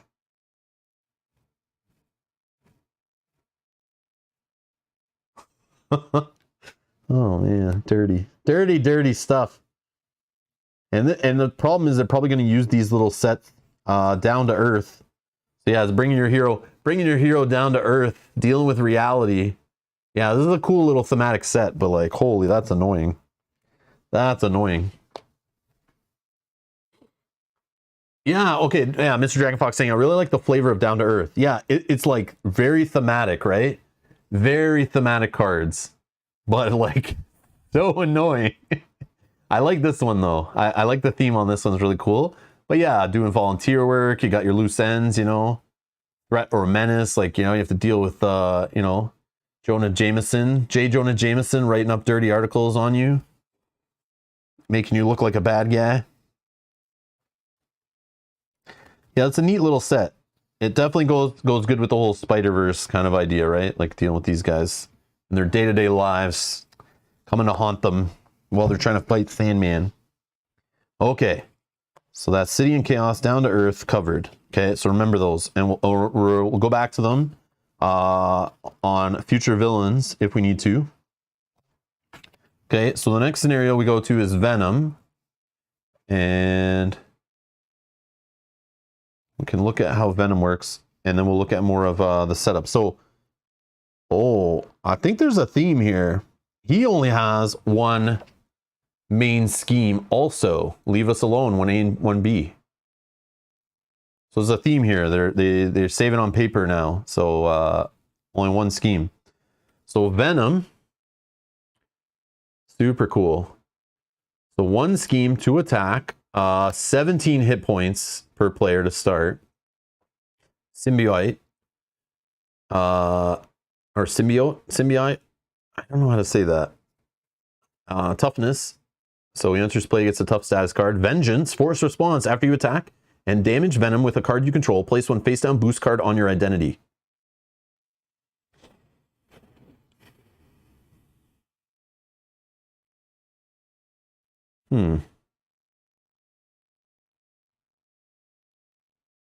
So he works with boost cards. Doesn't make sense yet. Boost cards on your identity. During this scenario, boost cards may be placed on your identity. When this occurs, take the top card of the encounter deck, place it face down on your identity. Do not look at it. That boost card remains on your identity until a card ability, specifically the Forced Interrupt ability on the main scheme, instructs you to move that card to Venom during an activation. So they're just like, he's storing boost cards on you and then putting them back on himself. Okay. Then he goes up to 2 scheme from 1 scheme on his next one and 18 hit points per player. Oh, stupid jerk face. Got toughness and steady. Okay. So stunning and confusing this guy is going to be tough. Yeah, get it? Tough. All right. When revealed, search the encounter deck discard pile for the Tooth and Nail side scheme, put it into play, shuffle. Vengeance, force response after you attack and damage Venom with the card you control. Put one face down boost card on your identity. Then if you even play the tier 3 ones, he gets an extra attack, 20 hit points per player. He's got Retaliate 1 in this stage, Steady and Toughness. When revealed, place 2 face down boost cards on each identity. And Retribution, force response. After you attack and damage Venom with a card you control, place 1 face down boost card on your identity. 2 face down boost cards instead if this was the first attack this turn. Okay. So we gotta go find this Tough as Nails side scheme. Or Tooth and Nail, sorry, Tooth and Nail. So this is the side scheme. He goes and pulls out response. After Venom takes any amount of damage from an attack, remove an equal amount of threat from here. That's kind of cool. So you fight him and you're actually helping clear off a side scheme. I like that. For a boost effect, this activation is an attack. It gains, if this activation attack gains piercing. So this will also give you guys an extra encounter card. Okay. Here's the main scheme. Leave us alone. So you play with the Venom. Then Venom, Symbiotic Strength, and Standard Encounter sets. So we got to find Symbiotic Strength modular encounter set after this. And then Down to Earth. So you're playing with Down to Earth in this one too. So you probably play with Down to Earth in all of them, maybe. Throughout this one. Set up, put the Bell Tower environment into play. Quiet side face up. Bell Tower. Okay, this all make sense here. Whoops. So we got Bell Tower. Sorry guys, dropping cards. Bell Tower's location, quiet. If there's at least 3 per player chime counters here, flip this card. Interrupt. When any amount of damage will be dealt to Venom by an attack, you may place that many chime counters here instead. Oh, I love it. So the sounds and the vibration will help break like the symbiote, or however you say it. Symbiote. Thank you, Mr. Dragon Fox. So yeah, you can separate the symbiote from who is it? I don't know who this Venom is, but you can break them apart by making the bell noises, right? It's very sensitive to loud noise.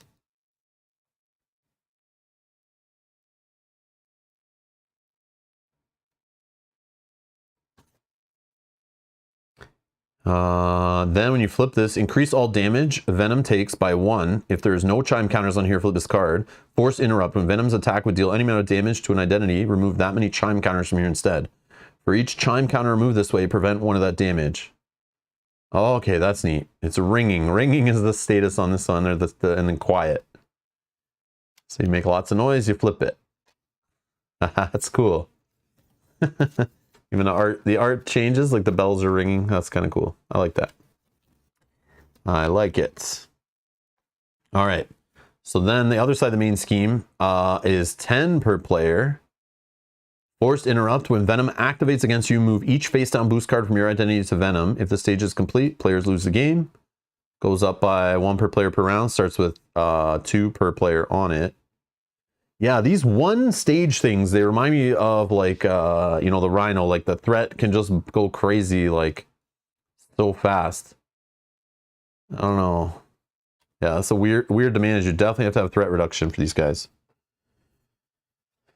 Okay, okay.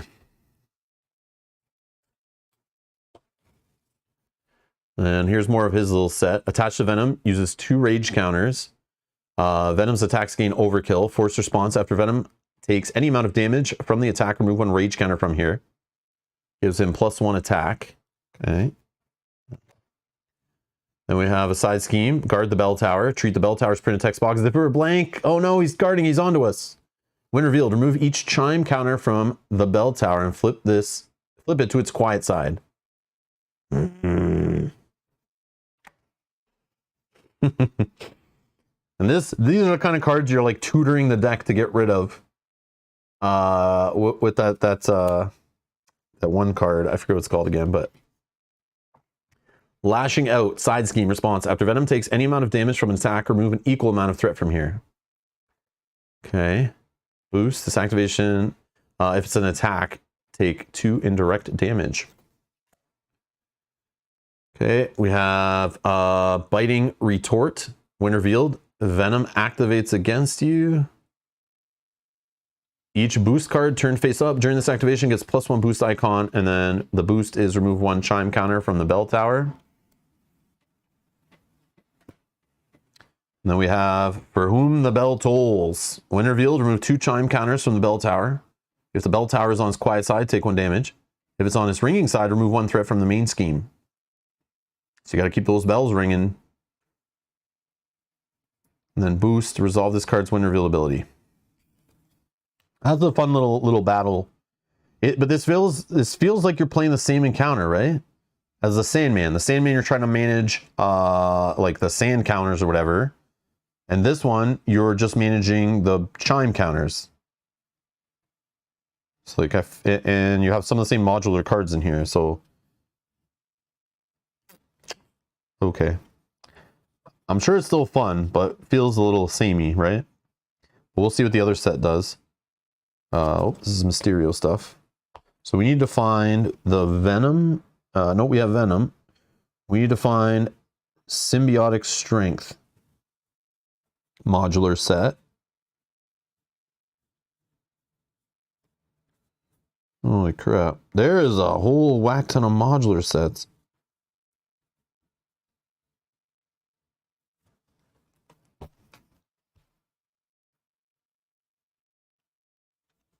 Okay. So Symbiotic Strength. This is 9 cards in this modular set. Attached to the villain, they get +1 boost icon. Hero action, spend an energy, physical, and mental resource to discard it. Improvised weapons. Then we have another attachment, violent tendencies.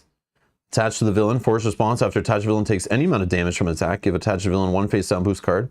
If the attack dealt 3 or more damage to the attached villain, discard this card.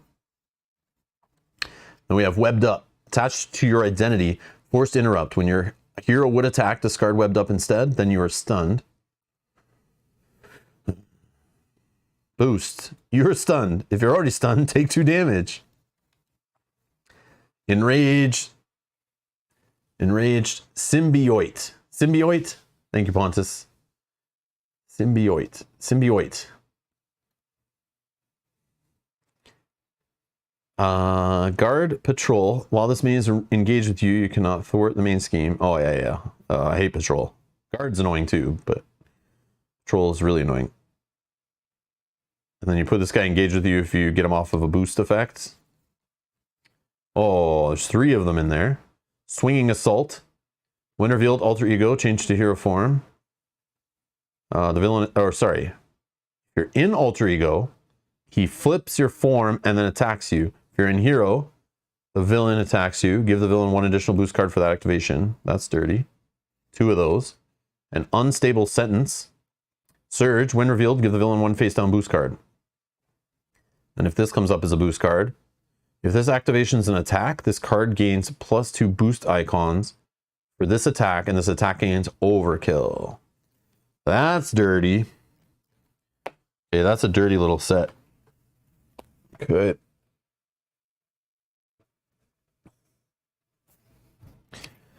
And next we have Mysterio.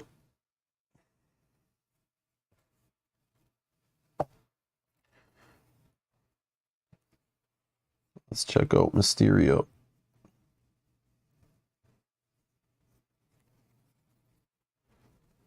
Okay, Mysterio's villain card. So 2 scheme, but he's got the little asterisk there. He's got a little force response reminder. Seeds of Fear. After you resolve a boost card during Mysterio's activation, place that card in your discard pile if it has the illusion trait.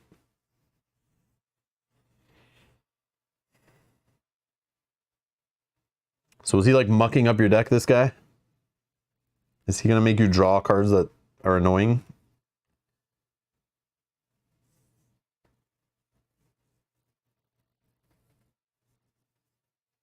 Welcome to your nightmare. So 15 hit points per player with this guy. And the second version, when revealed in player order, shuffle the top card of the encounter deck into each player's deck. Creeping Fear, force response. Same thing. It's got the illusion trait added to your discard pile. 17 health per player. And then when revealed on the third stage, discard the top 5 cards of each player's deck. Bound by Fear, force response after you resolve a boost card. You know, if it's an illusion trait, same thing.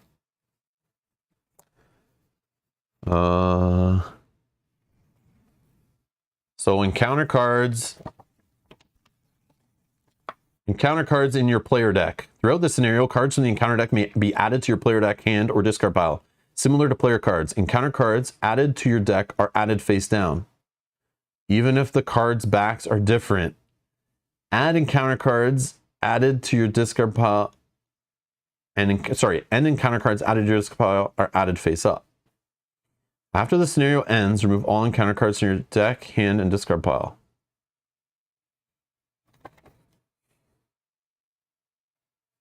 So this guy's main scheme, he has 2 main schemes. Maze of Mirrors, Edge of Reality. Encounter deck's his encounter deck. Personal Nightmare, Whispers of Paranoia, and standard encounter sets. So Maze of Mirrors. Setup, put Shifting Apparition minion into play, engaged with each player's shuffle. And then starts off with 2 threat per player, increases by 1 per player each round. When you would draw or discard an encounter card from your deck, deal it to yourself as a face down encounter card, draw 1 card.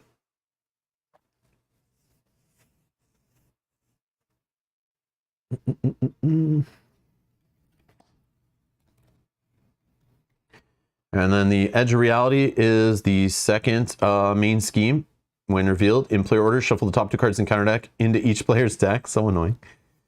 Edge of Reality. Force Interrupt. When you would draw or discard an encounter card from your deck, deal it to yourself as a face down encounter card. Oh, draw 1 card. Okay, that's disgusting. Same thing, right? Yeah, that's annoying. So I thought they were just going to be in your hand to muck you up, but they actually, like, you draw them and put them into play. In both cases here.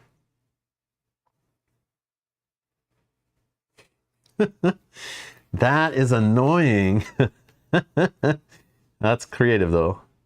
It's like, here, put these cards in your deck. You see that you're drawing it. You see it on the top of your deck. And then you're like, oh, man, I got to draw it and put it into play. All right. Mysterio's got some attachments here. Humongous Hallucination. Attached to Mysterio. Hero action. So he gets +3 attack for this. Wow. Spend 1 resource of any type and shuffle the top 2 cards in counter deck into your deck to get rid of this. Oh, man. Masterful Mirage. 2 of those. Gives him extra scheme. Attached to Mysterio. Force Interrupt. When you would deal any amount of damage to Mysterio, discard the top 4 cards of your deck instead. Discard this card.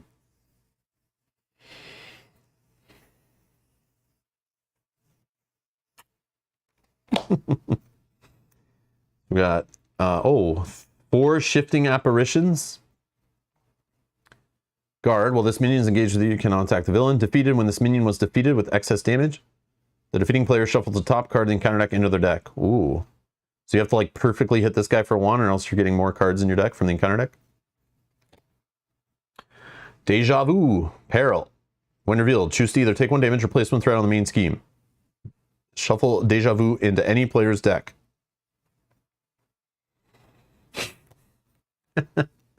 Guy's getting in your head, man. He's in your head. aka in your deck, messing with it. Surge, when revealed, discard your hand and draw up to your hand size. Which this is how it gets the encounter cards to come up to the top of your deck. Boost, choose either spend 2 mental resources or deal this card to yourself as a face-down encounter card.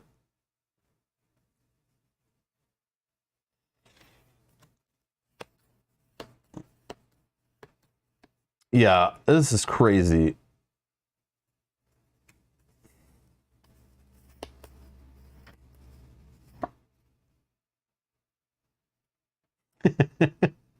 This is crazy. This guy's cool, but annoying, I'm sure. Oh, that's funny. Okay. So that is Mysterio. So we need to see, he has Personal Nightmare and Whispers of Paranoia as modular sets.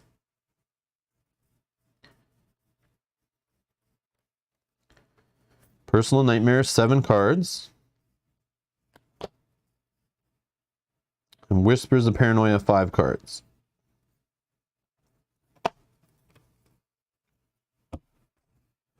So Personal Nightmare, Induced Panic, attached to your identity. You cannot resolve triggered abilities on your hero's printed text box. Ooh. Triggered abilities are ones with bold timing triggers. And then Alter Ego, discard 1 identity specific card at random from your hand, discard this card. And Evil Doppelganger, 2 of those. Gets plus X scheme, plus X attack, where X is equal to the number of identity-specific cards in the engaged player's hand. Boost, draw 3 cards, discard 3 random cards from your hand. Oh man, chaos. Such chaos. Fool's Paradise. Victory 1. When defeated, add this card to the victory display. Each identity gets plus 2 hand size. Yeah.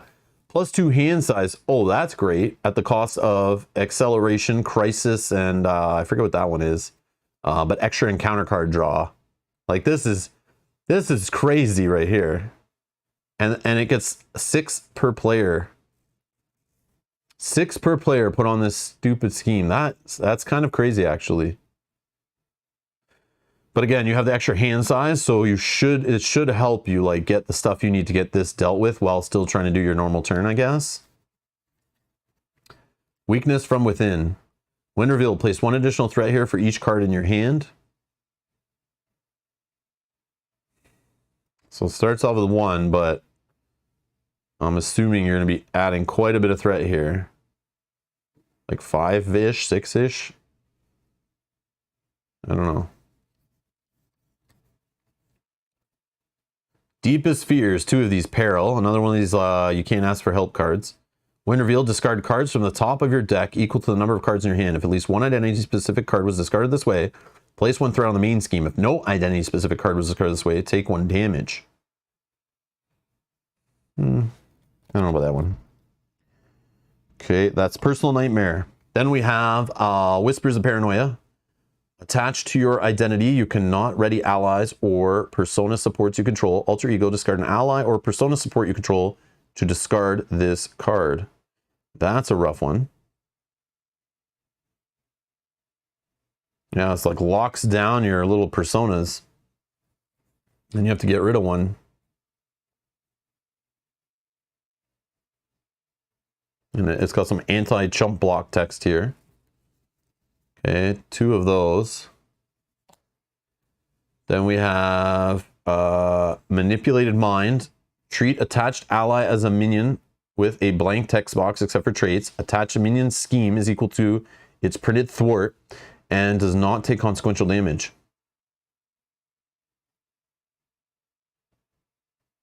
When revealed, attach to the ally you control with the lowest cost. If you cannot, this card gains Surge. It's turning your allies against you. That's crazy. Attached minion gets +1 hit point. When revealed, search the encounter deck discard pile and set aside area for your nemesis minion. Then reveal that minion. Attach Old Grudge to it. Shuffle. Boost. Deal 1 damage to each character you control. Man. That's a rough boost actually, right? The fact that it's like giving 2 boost icons and this ability, that's pretty rough actually. Analysis Paralysis. I know all about that. When revealed, search the encounter deck, discard pile, set aside area for your nemesis side scheme, then reveal it. Place. So this is more ways to get this stupid your nemesis set into play. Place X additional threat here, where X is equal to the amount of threat on that side scheme. Yeah, more ways to get your nemesis set going, right? Oh no, this just does the side scheme. Sorry, just the scheme. I was thinking it did the whole set, but it just grabs the side scheme. Okay, that's kind of cool actually, to just grab certain things from the set. Okay, that's kind of neat actually. I was thinking it brings the whole thing in, but it doesn't have all that other text of grab your nemesis and shuffle all the rest into the deck.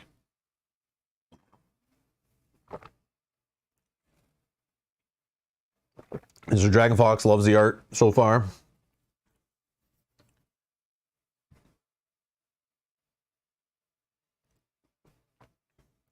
Brand says, you put Fool's Paradise out with one way or another. Let it sit for a turn to gain the draw and then remove it next turn. Yeah. Yeah, you gotta leave it for like one turn, but it's like you don't want to push your luck too far on it, right?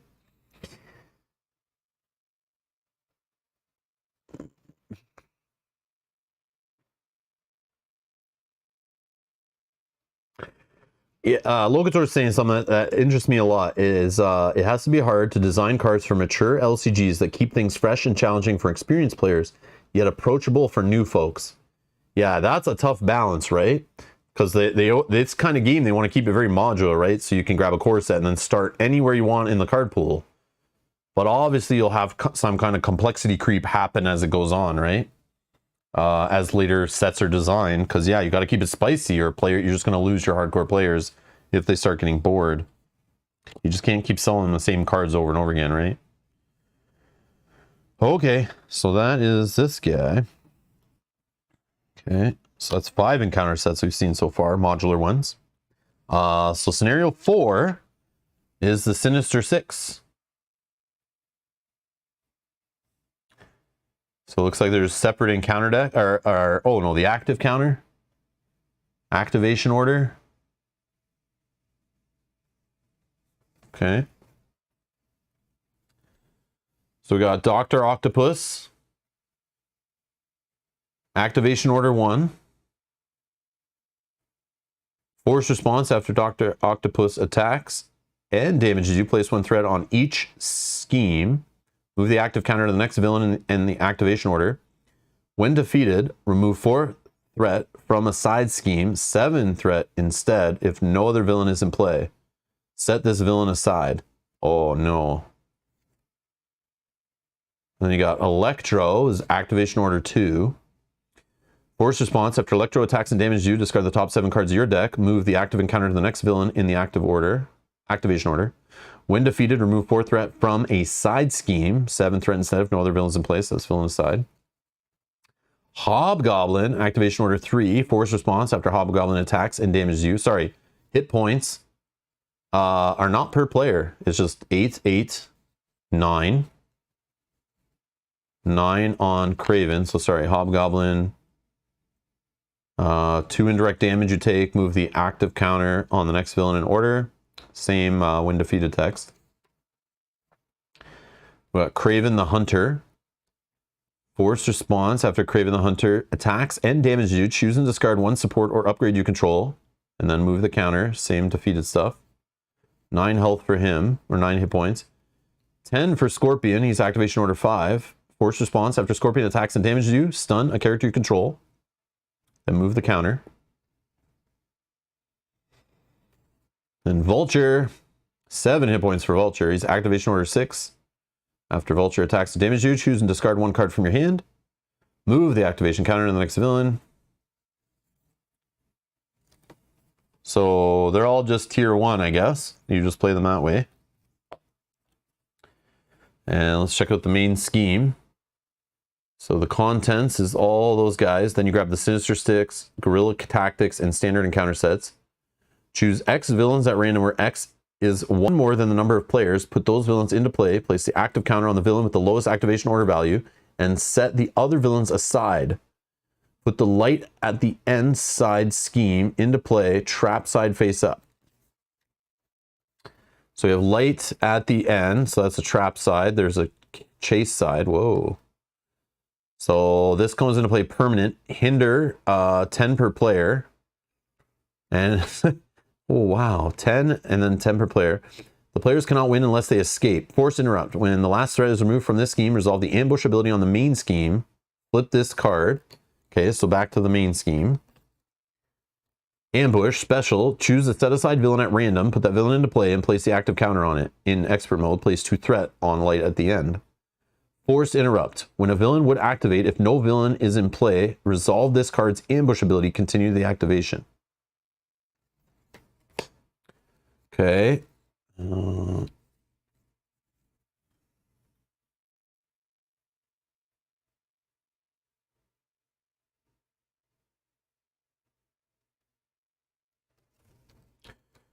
And then we have the 2A is when revealed, choose a set-aside villain at random, put the villain into play, place the active counter on it, even if another villain has the counter. If no villain was put into play this way, or this is expert mode, deal the first player 1 face down encounter card. Sinister beatdown, ambush, choose a set-aside villain at random, put it into play, same thing.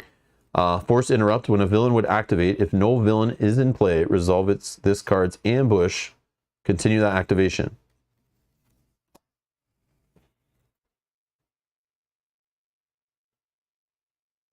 So this just is pulling in more villains, right? So even if you clear this off, you still have to go grab another villain. So managing the amount of villains in play, I think, is a thing. Then you flip this over, it's got another 10 hinder per player, but only 5 here. The players cannot win unless they escape. Force interrupt, when the last threat is removed from this scheme, the players escape and win the game. This one's kind of neat, actually, so far. Okay, that's kind of cool. So then we have a bunch of Sinister Six cards here. Heighten morale, condition attached to the villain with the highest activation order value. If you cannot resolve the ambush ability on the main scheme, then attach this card to the active villain. X is equal to the number of villains in play. 2 of those. Then we have Taunting Presence, 2 of those. Attached to the villain with the most remaining hit points. If you cannot resolve the ambush ability on the main scheme, then attach this card to the active villain. Threat cannot be removed from light at the end. Oh.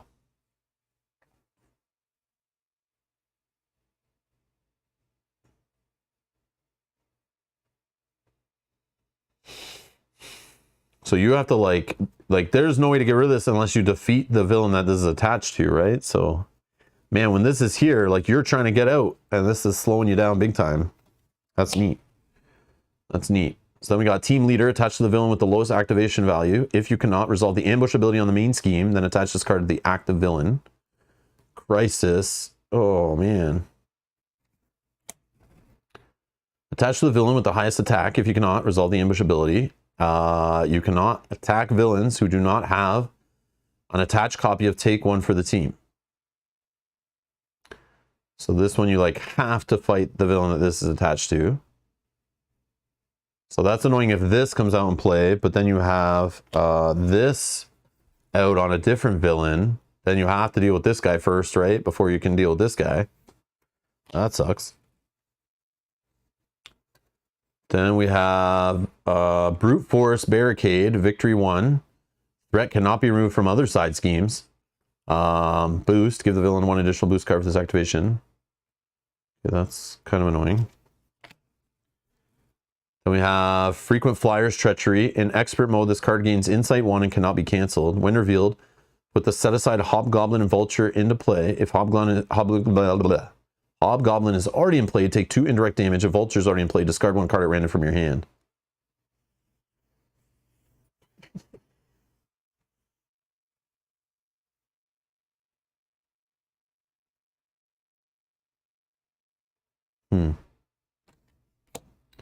High Fashion.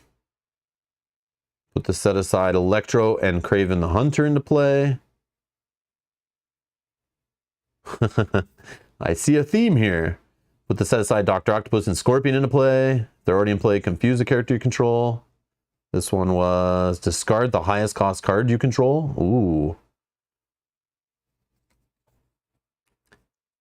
Then we have Partnership of Pain, Treachery, when revealed, alter ego, the villain with the lowest activation order value. Schemes with plus X scheme, where X is equal to the total scheme of all other villains in play. And if when revealed when you're in hero, the villain attacks with the highest activation order value attacks you. The villain with the highest activation order attacks you with plus X attack, where X is equal to total attack of all other villains in play. Oh, that's annoying. So definitely, like, you need to keep these villains like down to a minimal amount, but there is many ways that they are coming back into play. You just got to keep them down, because some of these cards can like destroy you if you have way too many in play. That's neat. I like this one. This one seems very clever. This one seems like it's gonna be very fun. Very annoying, but very fun. When revealed, resolve the ambush ability on the main scheme, so we're gonna get more villains coming back if no villain was put into play this way. So if you're like, if you're literally at like full villain, all 6 of them, you're getting like 3 threat on light at the end. Like, so you need villains like out of play, or else these abilities are failing and they're doing really bad things. I don't know what's worse, but you're just like holding them off until you can get out. I think that's super cool.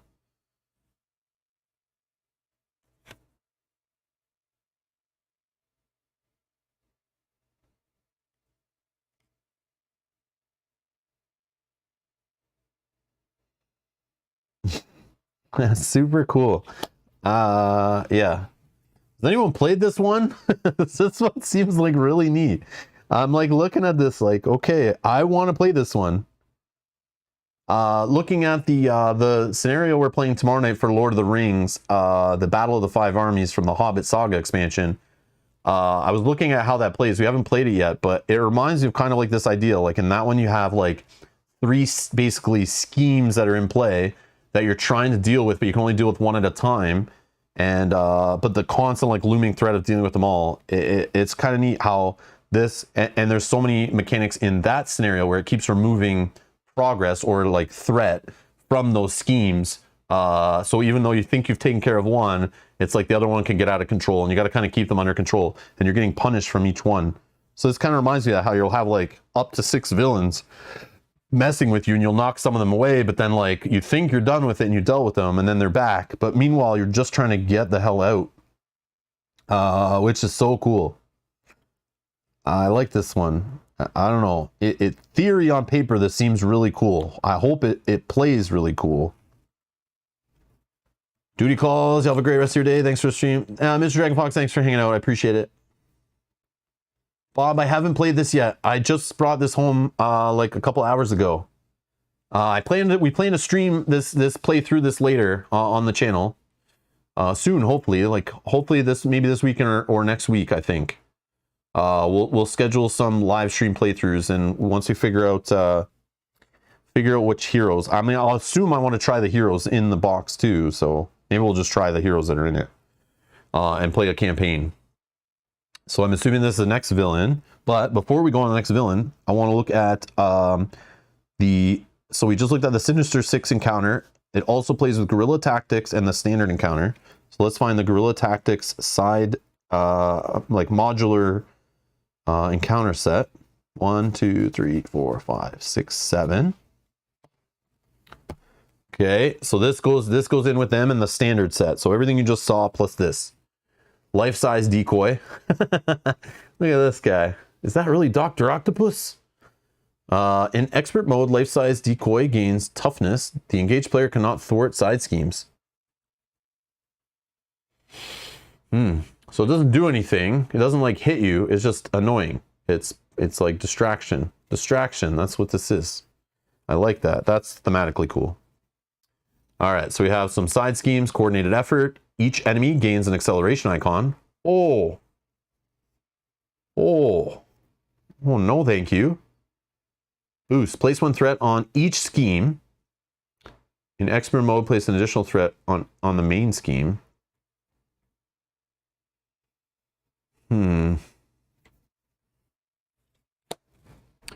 Hidden in shadow. Side scheme. Each enemy gains 1 hazard icon. Oh, hazard. That's the word I was looking for.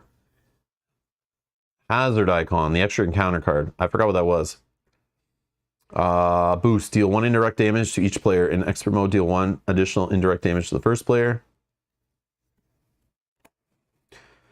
Teamwork makes the dream work.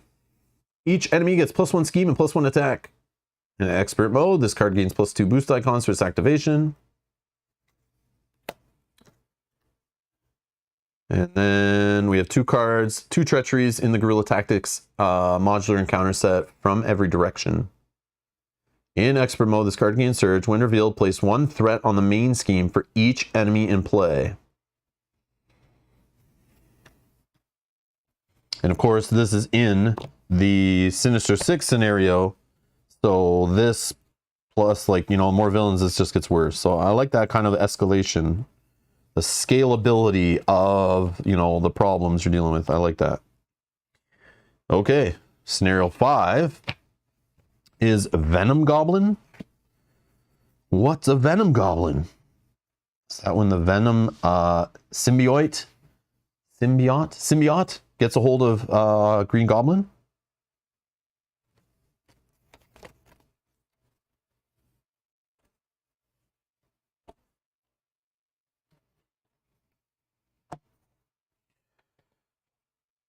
Okay, we got Venom Goblin.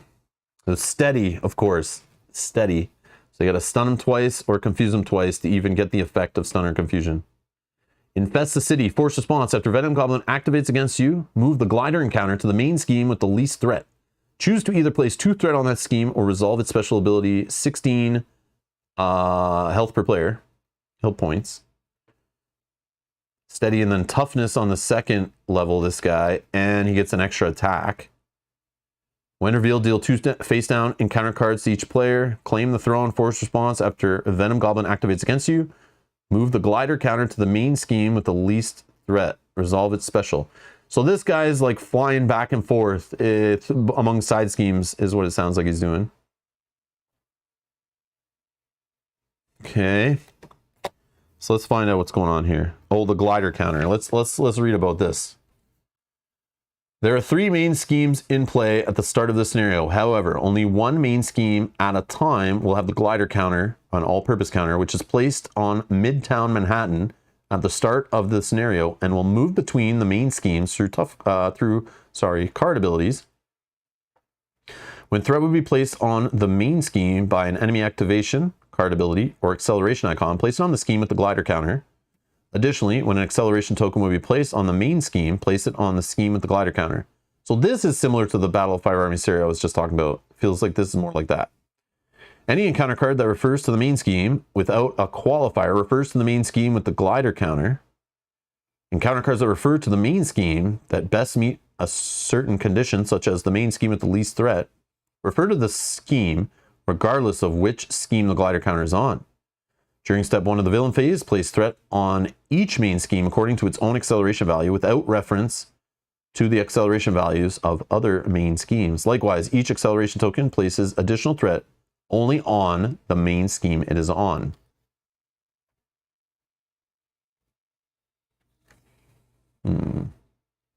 So this one, main scheme deck, has an A, B, C, and a D. And then we're playing with Venom Goblin, Symbiotic Strength, Goblin Gear is the new one, and the standard encounter set. Okay. So we have Skies Over New York, main scheme. Put Lower Manhattan, Midtown Manhattan, and Upper Manhattan main schemes into play. Place the glider counter on Midtown Manhattan, flip this card, and set it aside. Skies Over New York. Player cards that affect the main scheme can only apply to main scheme. Oh, so here's all the rules on it. Okay. Okay, those are those rules. That's good. So we got Lower Manhattan. The max on it is 11 per player. Starts with 1 per player, goes up by 1 per player.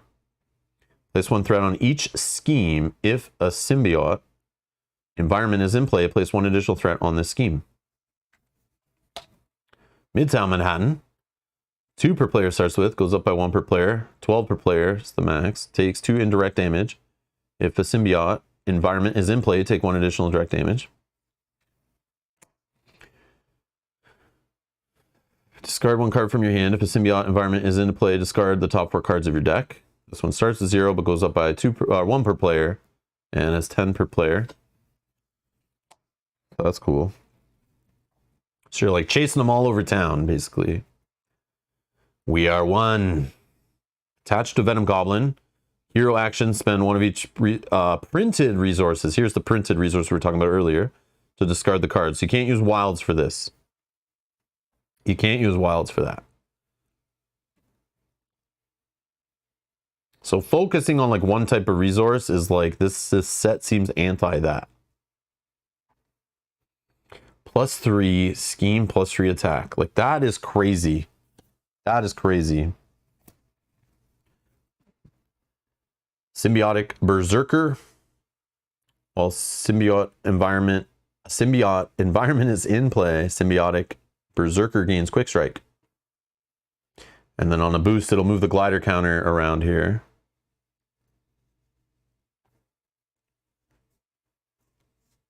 Okay, so 2 of those. Symbiotic Monstrosity. It's got Retaliate Steady Toughness. While a symbiote environment is in play, Symbiotic Monstrosity gets +3 hit points. Oh, wow. Symbiotic Thrall. 4 of those. They have guard, so you can't hit the villain while these are in play. And they also stop you with patrol while a symbiote environment is in play.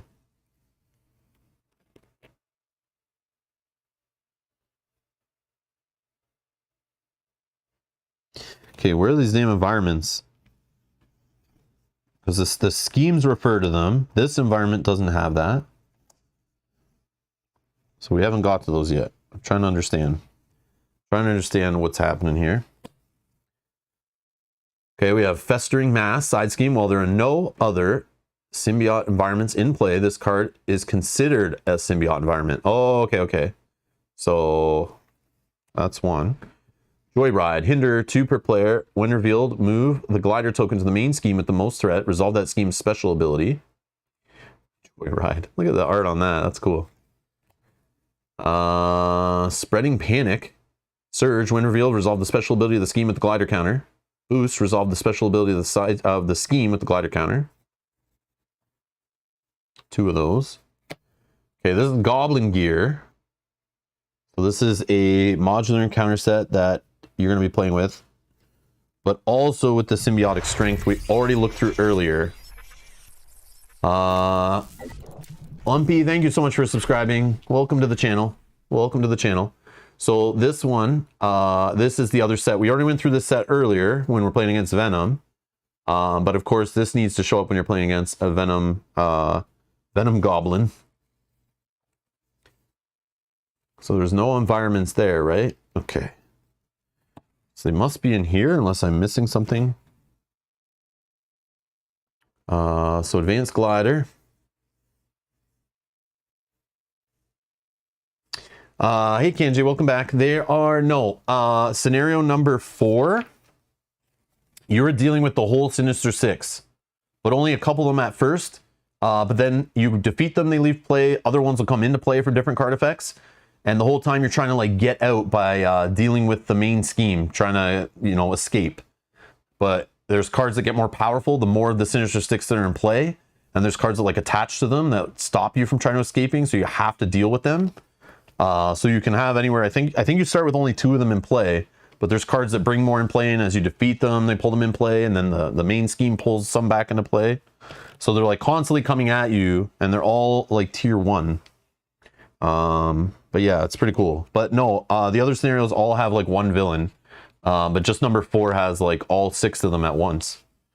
But each other one has their own thing going on. Really cool. Like that scenario so far looked the best out of all of them so far. On paper, of course.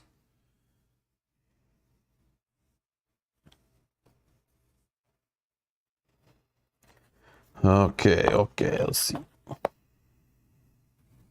So this is the Goblin Gear modular encounter that you'll play with Venom Goblin.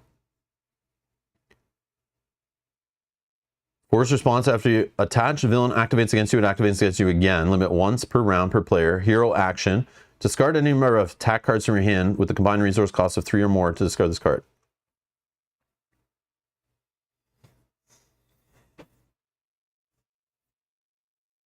Okay, that's annoying. We have concussive bombs attached to the villain. Uses 2 bomb counters. Force response. If the villain attacks you, remove 1 bomb counter from here. Exhaust 1 upgrade and 1 support you control. That gives +1 attack. Okay. Then we have incendiary bombs. 2 bomb counters. After the villain attacks you, remove 1 bomb counter from here. Takes 2 indirect damage. And then attach the villain to uses 2 bomb counters. Force response. After the villain attacks you, remove 1 bomb counter from here. Discard 1 event from your hand to with the lowest cost. Pumpkin bombs. Okay, then we have limitless supply. Each tech attachment gains surge, which all those are just tech attachments. Okay, that's lame. Remote navigation treachery. When revealed, if advanced glider is in play, the villain activates against you. If it's not in play, search the encounter deck and discard pile for advanced glider and reveal it. Boost. Give the villain 2 additional boost cards for this activation. Get out of here. Get out of here with that junk. Arm cannon. Surge. Attached to the villain. Attach villain's attacks. Gain overkill and piercing. Hero action. Discard the highest cost. Upgrade you control. Discard this card. You can tell this guy's like the 5th scenario in the damn box. These cards are like ridiculous. Like these attachments are insane. Like nuts. Alright. Surge. Attached to the villain. So there's like more tech attachments here. Oh, this is Osborne tech I'm in now. So what's that from?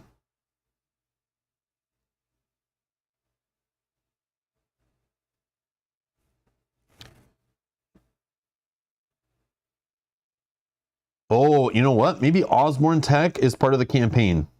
Yeah, I went too far there. Goblin gear is only 6 cards. So it was after that and we're done. Okay, that's all it is. Okay. So Osborne tech, Sinister Assault.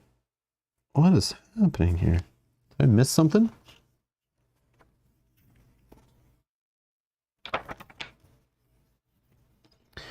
Or do they just give you some extra stuff? Okay, let's check. Now let's look at the... So I have like this many cards, and I expected us to have cards that were just related to the campaign, which I think maybe all this stuff is. But maybe not. Maybe not. Let's find out.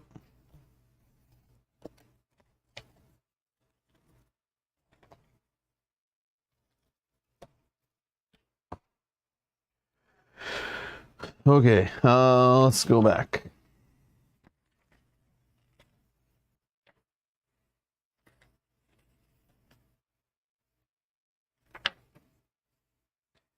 Okay. Each of the scenarios of this expansion can be played individually as a standalone adventure as part of one epic campaign. Campaign mode rules. Campaign mode combines all 5 scenarios and Sinister Motives Expansion into an epic experience where the outcome of each game impacts the next scenario. To complete the campaign, the players must win all 5 scenarios in numerical order, starting with Scenario 1, Sandman, and ending with Scenario 5, Venom Goblin. To begin a campaign, the players must start by choosing their identities. Each player must use their chosen identity for the entire campaign, but they are free to change aspects and alter the contents of their deck following the deck customization rules in the Marvel Champions rules reference between scenarios.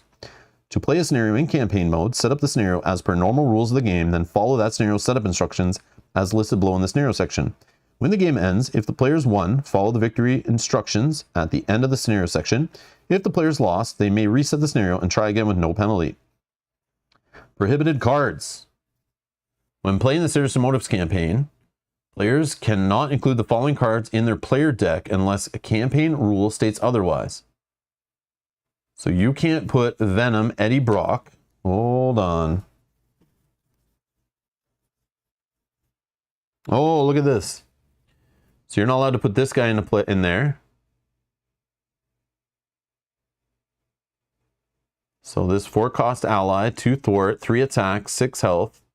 Response: after you reveal an encounter card, deal 1 damage to Venom. Deal damage to an enemy equal to the number of boosts and boosts activation icons, I think is what that's called, in the card's boost area. Okay. You're not allowed to use the symbiote suit. Oh, right here. Oh, there's 4 of these, so obviously there's a way to earn these. So again, spoilers, spoilers, spoilers, of course, if you don't want to see all this crazy stuff. Max 1 per deck. Your identity gets +1 to each of its basic powers, +1 hand size, and +10 hit points.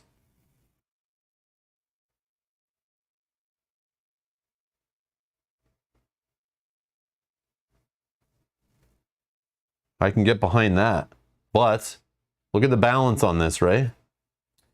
You're drawing an extra encounter card to the table. So obviously higher player count. That's... Oh, but then every player could have one, I guess. Yeah, that's... Oh, that's interesting, actually. Huh. Interesting. Interesting. Okay.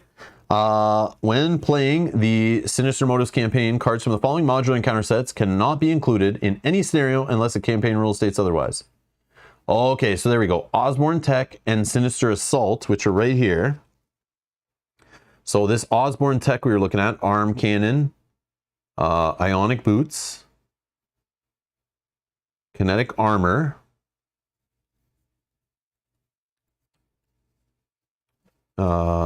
neocarbon scales,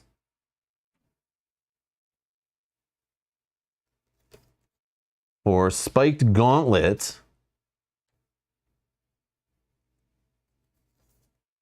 and then the final one, 6 of 6 from the Osborne Tech, is tracking display. Each character cannot defend against attached villains' attacks. What is this crap? Hero action. Exhaust the character to control. Discard 1 card at random from your hand. Discard this card. Okay, so this is a way to get rid of it. Okay, so Osborne Tech. This obviously gets added in as the campaign progresses based on things that are happening. I guess I won't really look into how that's done. We'll deal with that when we play through it. So we're not really spoiling how that stuff gets into play, but you might have already seen it on some of the pages when we were like going through each encounter or the scenario. So Dr. Octopus minions. So this is the Sinister Assault set. I'll just go through them quickly on the screen here. Just put them up. If you're watching later, you can just pause it. I'm not going to read through these ones. So this is stuff you'll get during the campaign based on your playthrough. You may see this stuff. You may not. I don't know. Hobgoblin, Craven the Hunter. So it's like a minion version of the Sinister Six. Ah, that's cool. Okay. All right. I'm curious to see how that gets worked in.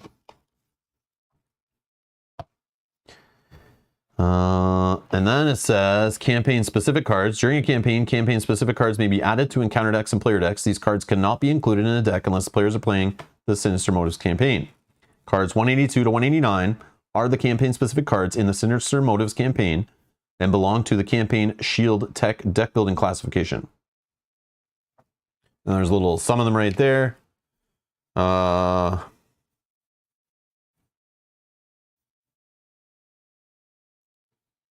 So you got some Shield Tech here. Again, I'm just going to go through these. I'm not going to read off every single one. I'll just go through, put them on screen for a minute so you guys can see them. I'm personally not, like, I want to see the stuff during the campaign. So, like, I'm not getting too deep into it because you may see, you may not. We'll probably get to analyze this stuff and choose rewards and things if previous campaigns are any indication. Ooh, who doesn't want laser goggles, man?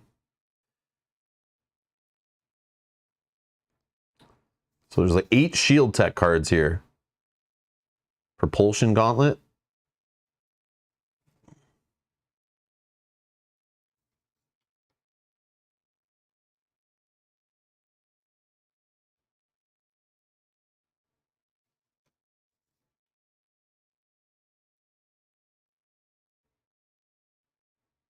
Shock Knuckles. Wave Bracers.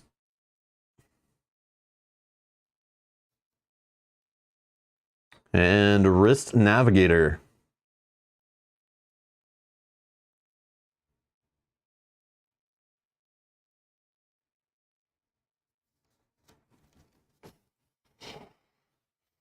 Cool. And is that 182 to 189? I think so, right? No. Yeah, it is. Oh, hold on. There's backsides.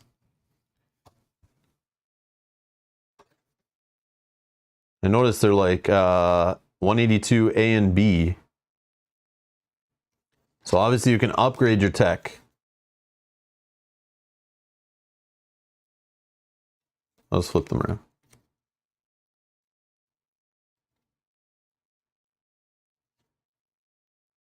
So they get better, I'm assuming, as you go on through the campaign. Maybe you get to flip them at some point.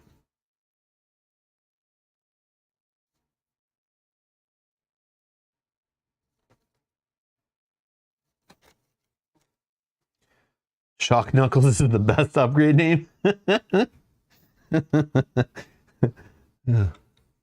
Iron Man wants some shield tech. I agree. She-Hulk loves propulsion gauntlet. Cool, cool. Risk Navigator, weird. All right. So then it says cards 176 to 180 are campaign-specific encounter cards used during the Sinister Motives campaign and belong to the campaign community service modular encounter sets. Setup instructions for each scenario may direct players to include cards from the set to the scenario. So we got public outcry environment, standard mode only. We got the expert mode version. Smear campaign. JJ.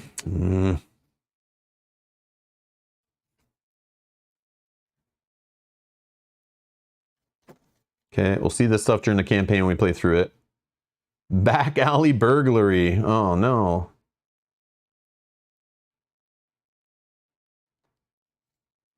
Cat in a tree. Damn community service. Henchman heist.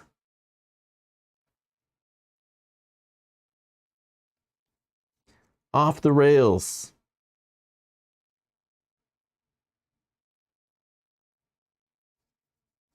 Rubble rescue.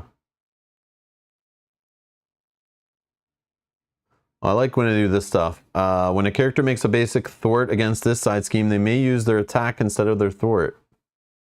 That's cool. Whoa, snitches get stitches. Victory -1. Attached to Venom Eddie Brock. If you cannot, this card gains surge. Force interrupt when a villain attacks that attacks Venom. If that attack defeats Venom, add Venom and this card to the victory display. Action exhausts Venom and spend 2 resources of the same type to discard this card. Weird. Weird. So yeah, it's quite a few cards that are like specific just to like the campaign mode. So it's like not a bad amount of stuff there. And then there's a reputation track. I don't know what this is about. The hero's reputation score as a group is a new variable that is used during this campaign. Okay, I'm listening. The track on page 22 is used to record this. Whoa, what the heck? All right, if they're spicing up the campaign, I'm all for it. I'm all for it. What do you got here? Higher reputation can be a blessing and a curse. Citizens may be more appreciative of your efforts to protect them, and other heroes may join your cause. Oh, cool. But villains will treat you as a greater threat and bolster their efforts against you. At the end of each scenario, players will be instructed to use the conditions section of the reputation track to calculate the group's total reputation value. When this occurs, refer to the condition section at the bottom of the reputation track. Mark the proper number of nodes on the track for each condition met, starting at the topmost marked node and marking each subsequent node going down the track.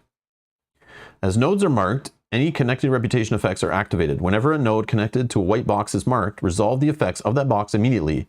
Whenever a node connected to a pink box is marked, the setup instructions in that box will trigger at the beginning of each remaining scenario in the campaign. The setup instructions of each scenario will remind you of this. Note, it is possible to exceed the reputation track by accumulating more reputation than the track allows. While there is no reward or penalty for this, continuing to record reputation after the last node can allow for a more accurate final reputation score at the end of the campaign. To assist in this, smaller additional nodes have been added beneath the track's last primary node. And then the campaign log is on page 23 of this rulebook. Tracks the progress of the entire campaign. At the end of each scenario, the players record the results by entering the required information on the campaign log. Once been completed, the final reputation score of the campaign log provides the players the option of determining how successful they were during the campaign. The higher the final score, the greater number of objectives the player achieved and the better they did. And whenever the janitor gets around to it sometime in the next 3 months, we'll find a printable copy of the reputation track and the campaign log on their support page at fantasyplaygames.com/Marvel Champions. So hopefully whenever that janitor gets to work, they'll upload that. So there's your campaign log.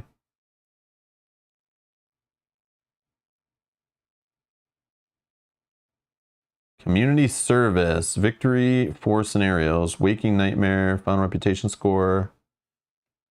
Huh. Osborne Tech, reputation track penalty. So what do we got here? Let's see. Oh, I see. There's little checks.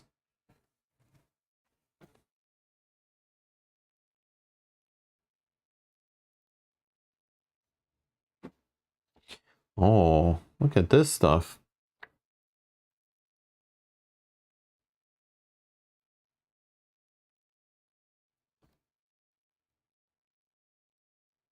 Yeah, that's cool. Okay, a bunch of things that like alter it. I'm down. That's cool. Just more ways to mess with you. So for example, let's see.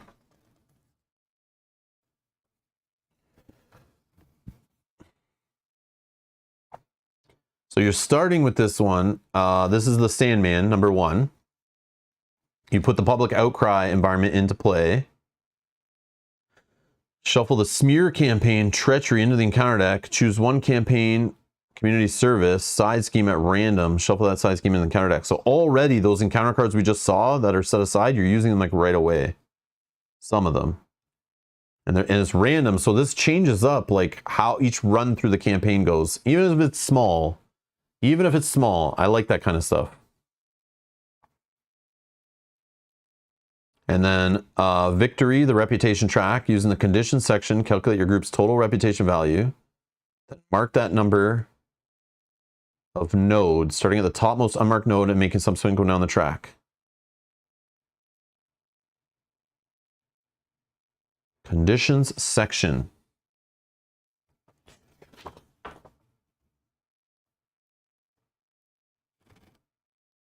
Oh, down here, I see. Conditions. Plus X victory points in the victory display. +1 for no minions in play. +1 for no side schemes in play. +1 for no threat on the main scheme. So like little achievements you want to get. +1 fewer than 1 per player acceleration tokens in play. +1 for no defeated identities. So based on how good you're doing, you're going to check stuff off, but then it makes the game more punishing. So this is like a cool balancing effect, actually.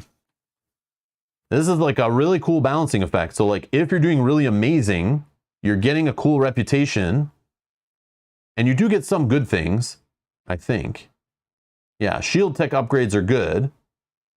But then on the bad side here, you're also, like, it's balanced, right? So like you're getting rewards, but at certain points, you're also getting like punishments. So this is like standard cooperative LCG stuff they've been doing since like, you know, for the last like 8 years in campaign modes, where they like give you some good, but also give you some bad to kind of keep it like stable and balanced, which is kind of neat. And then based on your playthrough, if you're doing really good, it's going to change up your scenarios as you go. So the next time you play through, you might be doing pretty crappy on the reputation, but that means you're just seeing less of this stuff in your scenarios or at different points in the campaign, right? In theory. So it not only is like a cool way, like a high score thing, but like it changes up the campaign on subsequent playthroughs, which I think this is a great step forward to make it more interesting in the Marvel Champions campaigns. I think that's really cool. That's really cool. I'm looking forward to ripping through this one. Yeah, the first 2 scenarios seem kind of like straightforward and kind of boring, but again, that's just on paper. I haven't played them yet, so I'm looking forward to playing these on the channel for sure. Oh yeah, and the modular sets. So we have 1, 2, 3, 4, 5, 6, 7 modular sets. And these aren't even the modular sets that are only campaign. These can be used in like any other game. With any other scenario, I should say. So there's a lot of little sub-modular sets. That was really cool. Rob better bring in Mel to up his rep in the game. I agree. Yeah, I'm not playing through this campaign solo. I think Mel and I will play through this again like we do with the campaigns in these games. Play some 2-player action. I'm assuming we should play with these guys in the box, but I just know sometimes you play with the ones in the box are like not really that great until you can get some cards that were designed at the same time that come later in the cycle. So if we take a little bit, I know the next couple packs are coming out soon, so maybe we'll see those. And I know they're doing like 2 hero packs at a time now. Is supposedly how they're releasing this game. They're trying to like catch up or speed things up or something. Because what I bet they did was probably had them all shipped at the same time to save on shipping. So now they're just sitting in their warehouse. So they want to get them out faster because, well, it's taking up warehouse space. That's a waste of money. So that's why they're going to start speeding it up. But yeah, cool looking box for sure. Cool looking box. Yeah, I'm looking forward to playing that Sinister Six scenario though, for sure. Scenario 4 looks awesome. And of course, looking forward to getting, you know, playing the campaign mode again. Getting some Marvel Champions back to the table. But yeah, so many cards, man. So many cards. 256 card expansion. Giant size, they say. Giant size expansion. Does anyone know what the card counts were in like the last couple campaign boxes? Is that like way over that, or is it around the same? But it feels like there's a lot of cards here. But I'm not sure. Anyways, that was a 3-hour unboxing. Whoa. Whoa. Cool.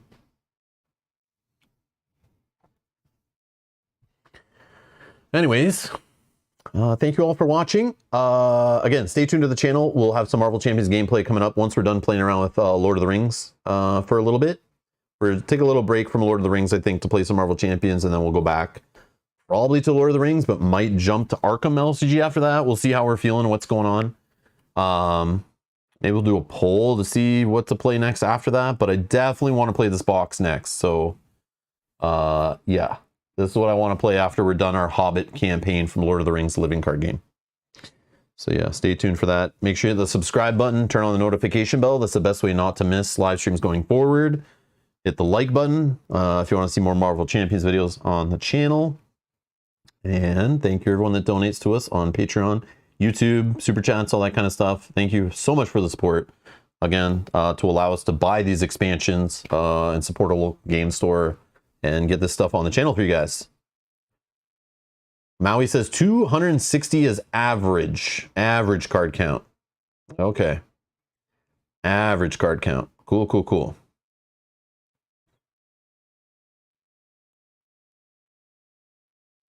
Anyways, thank you all for watching. Yeah, we'll see you guys in the next stream. Bye-bye.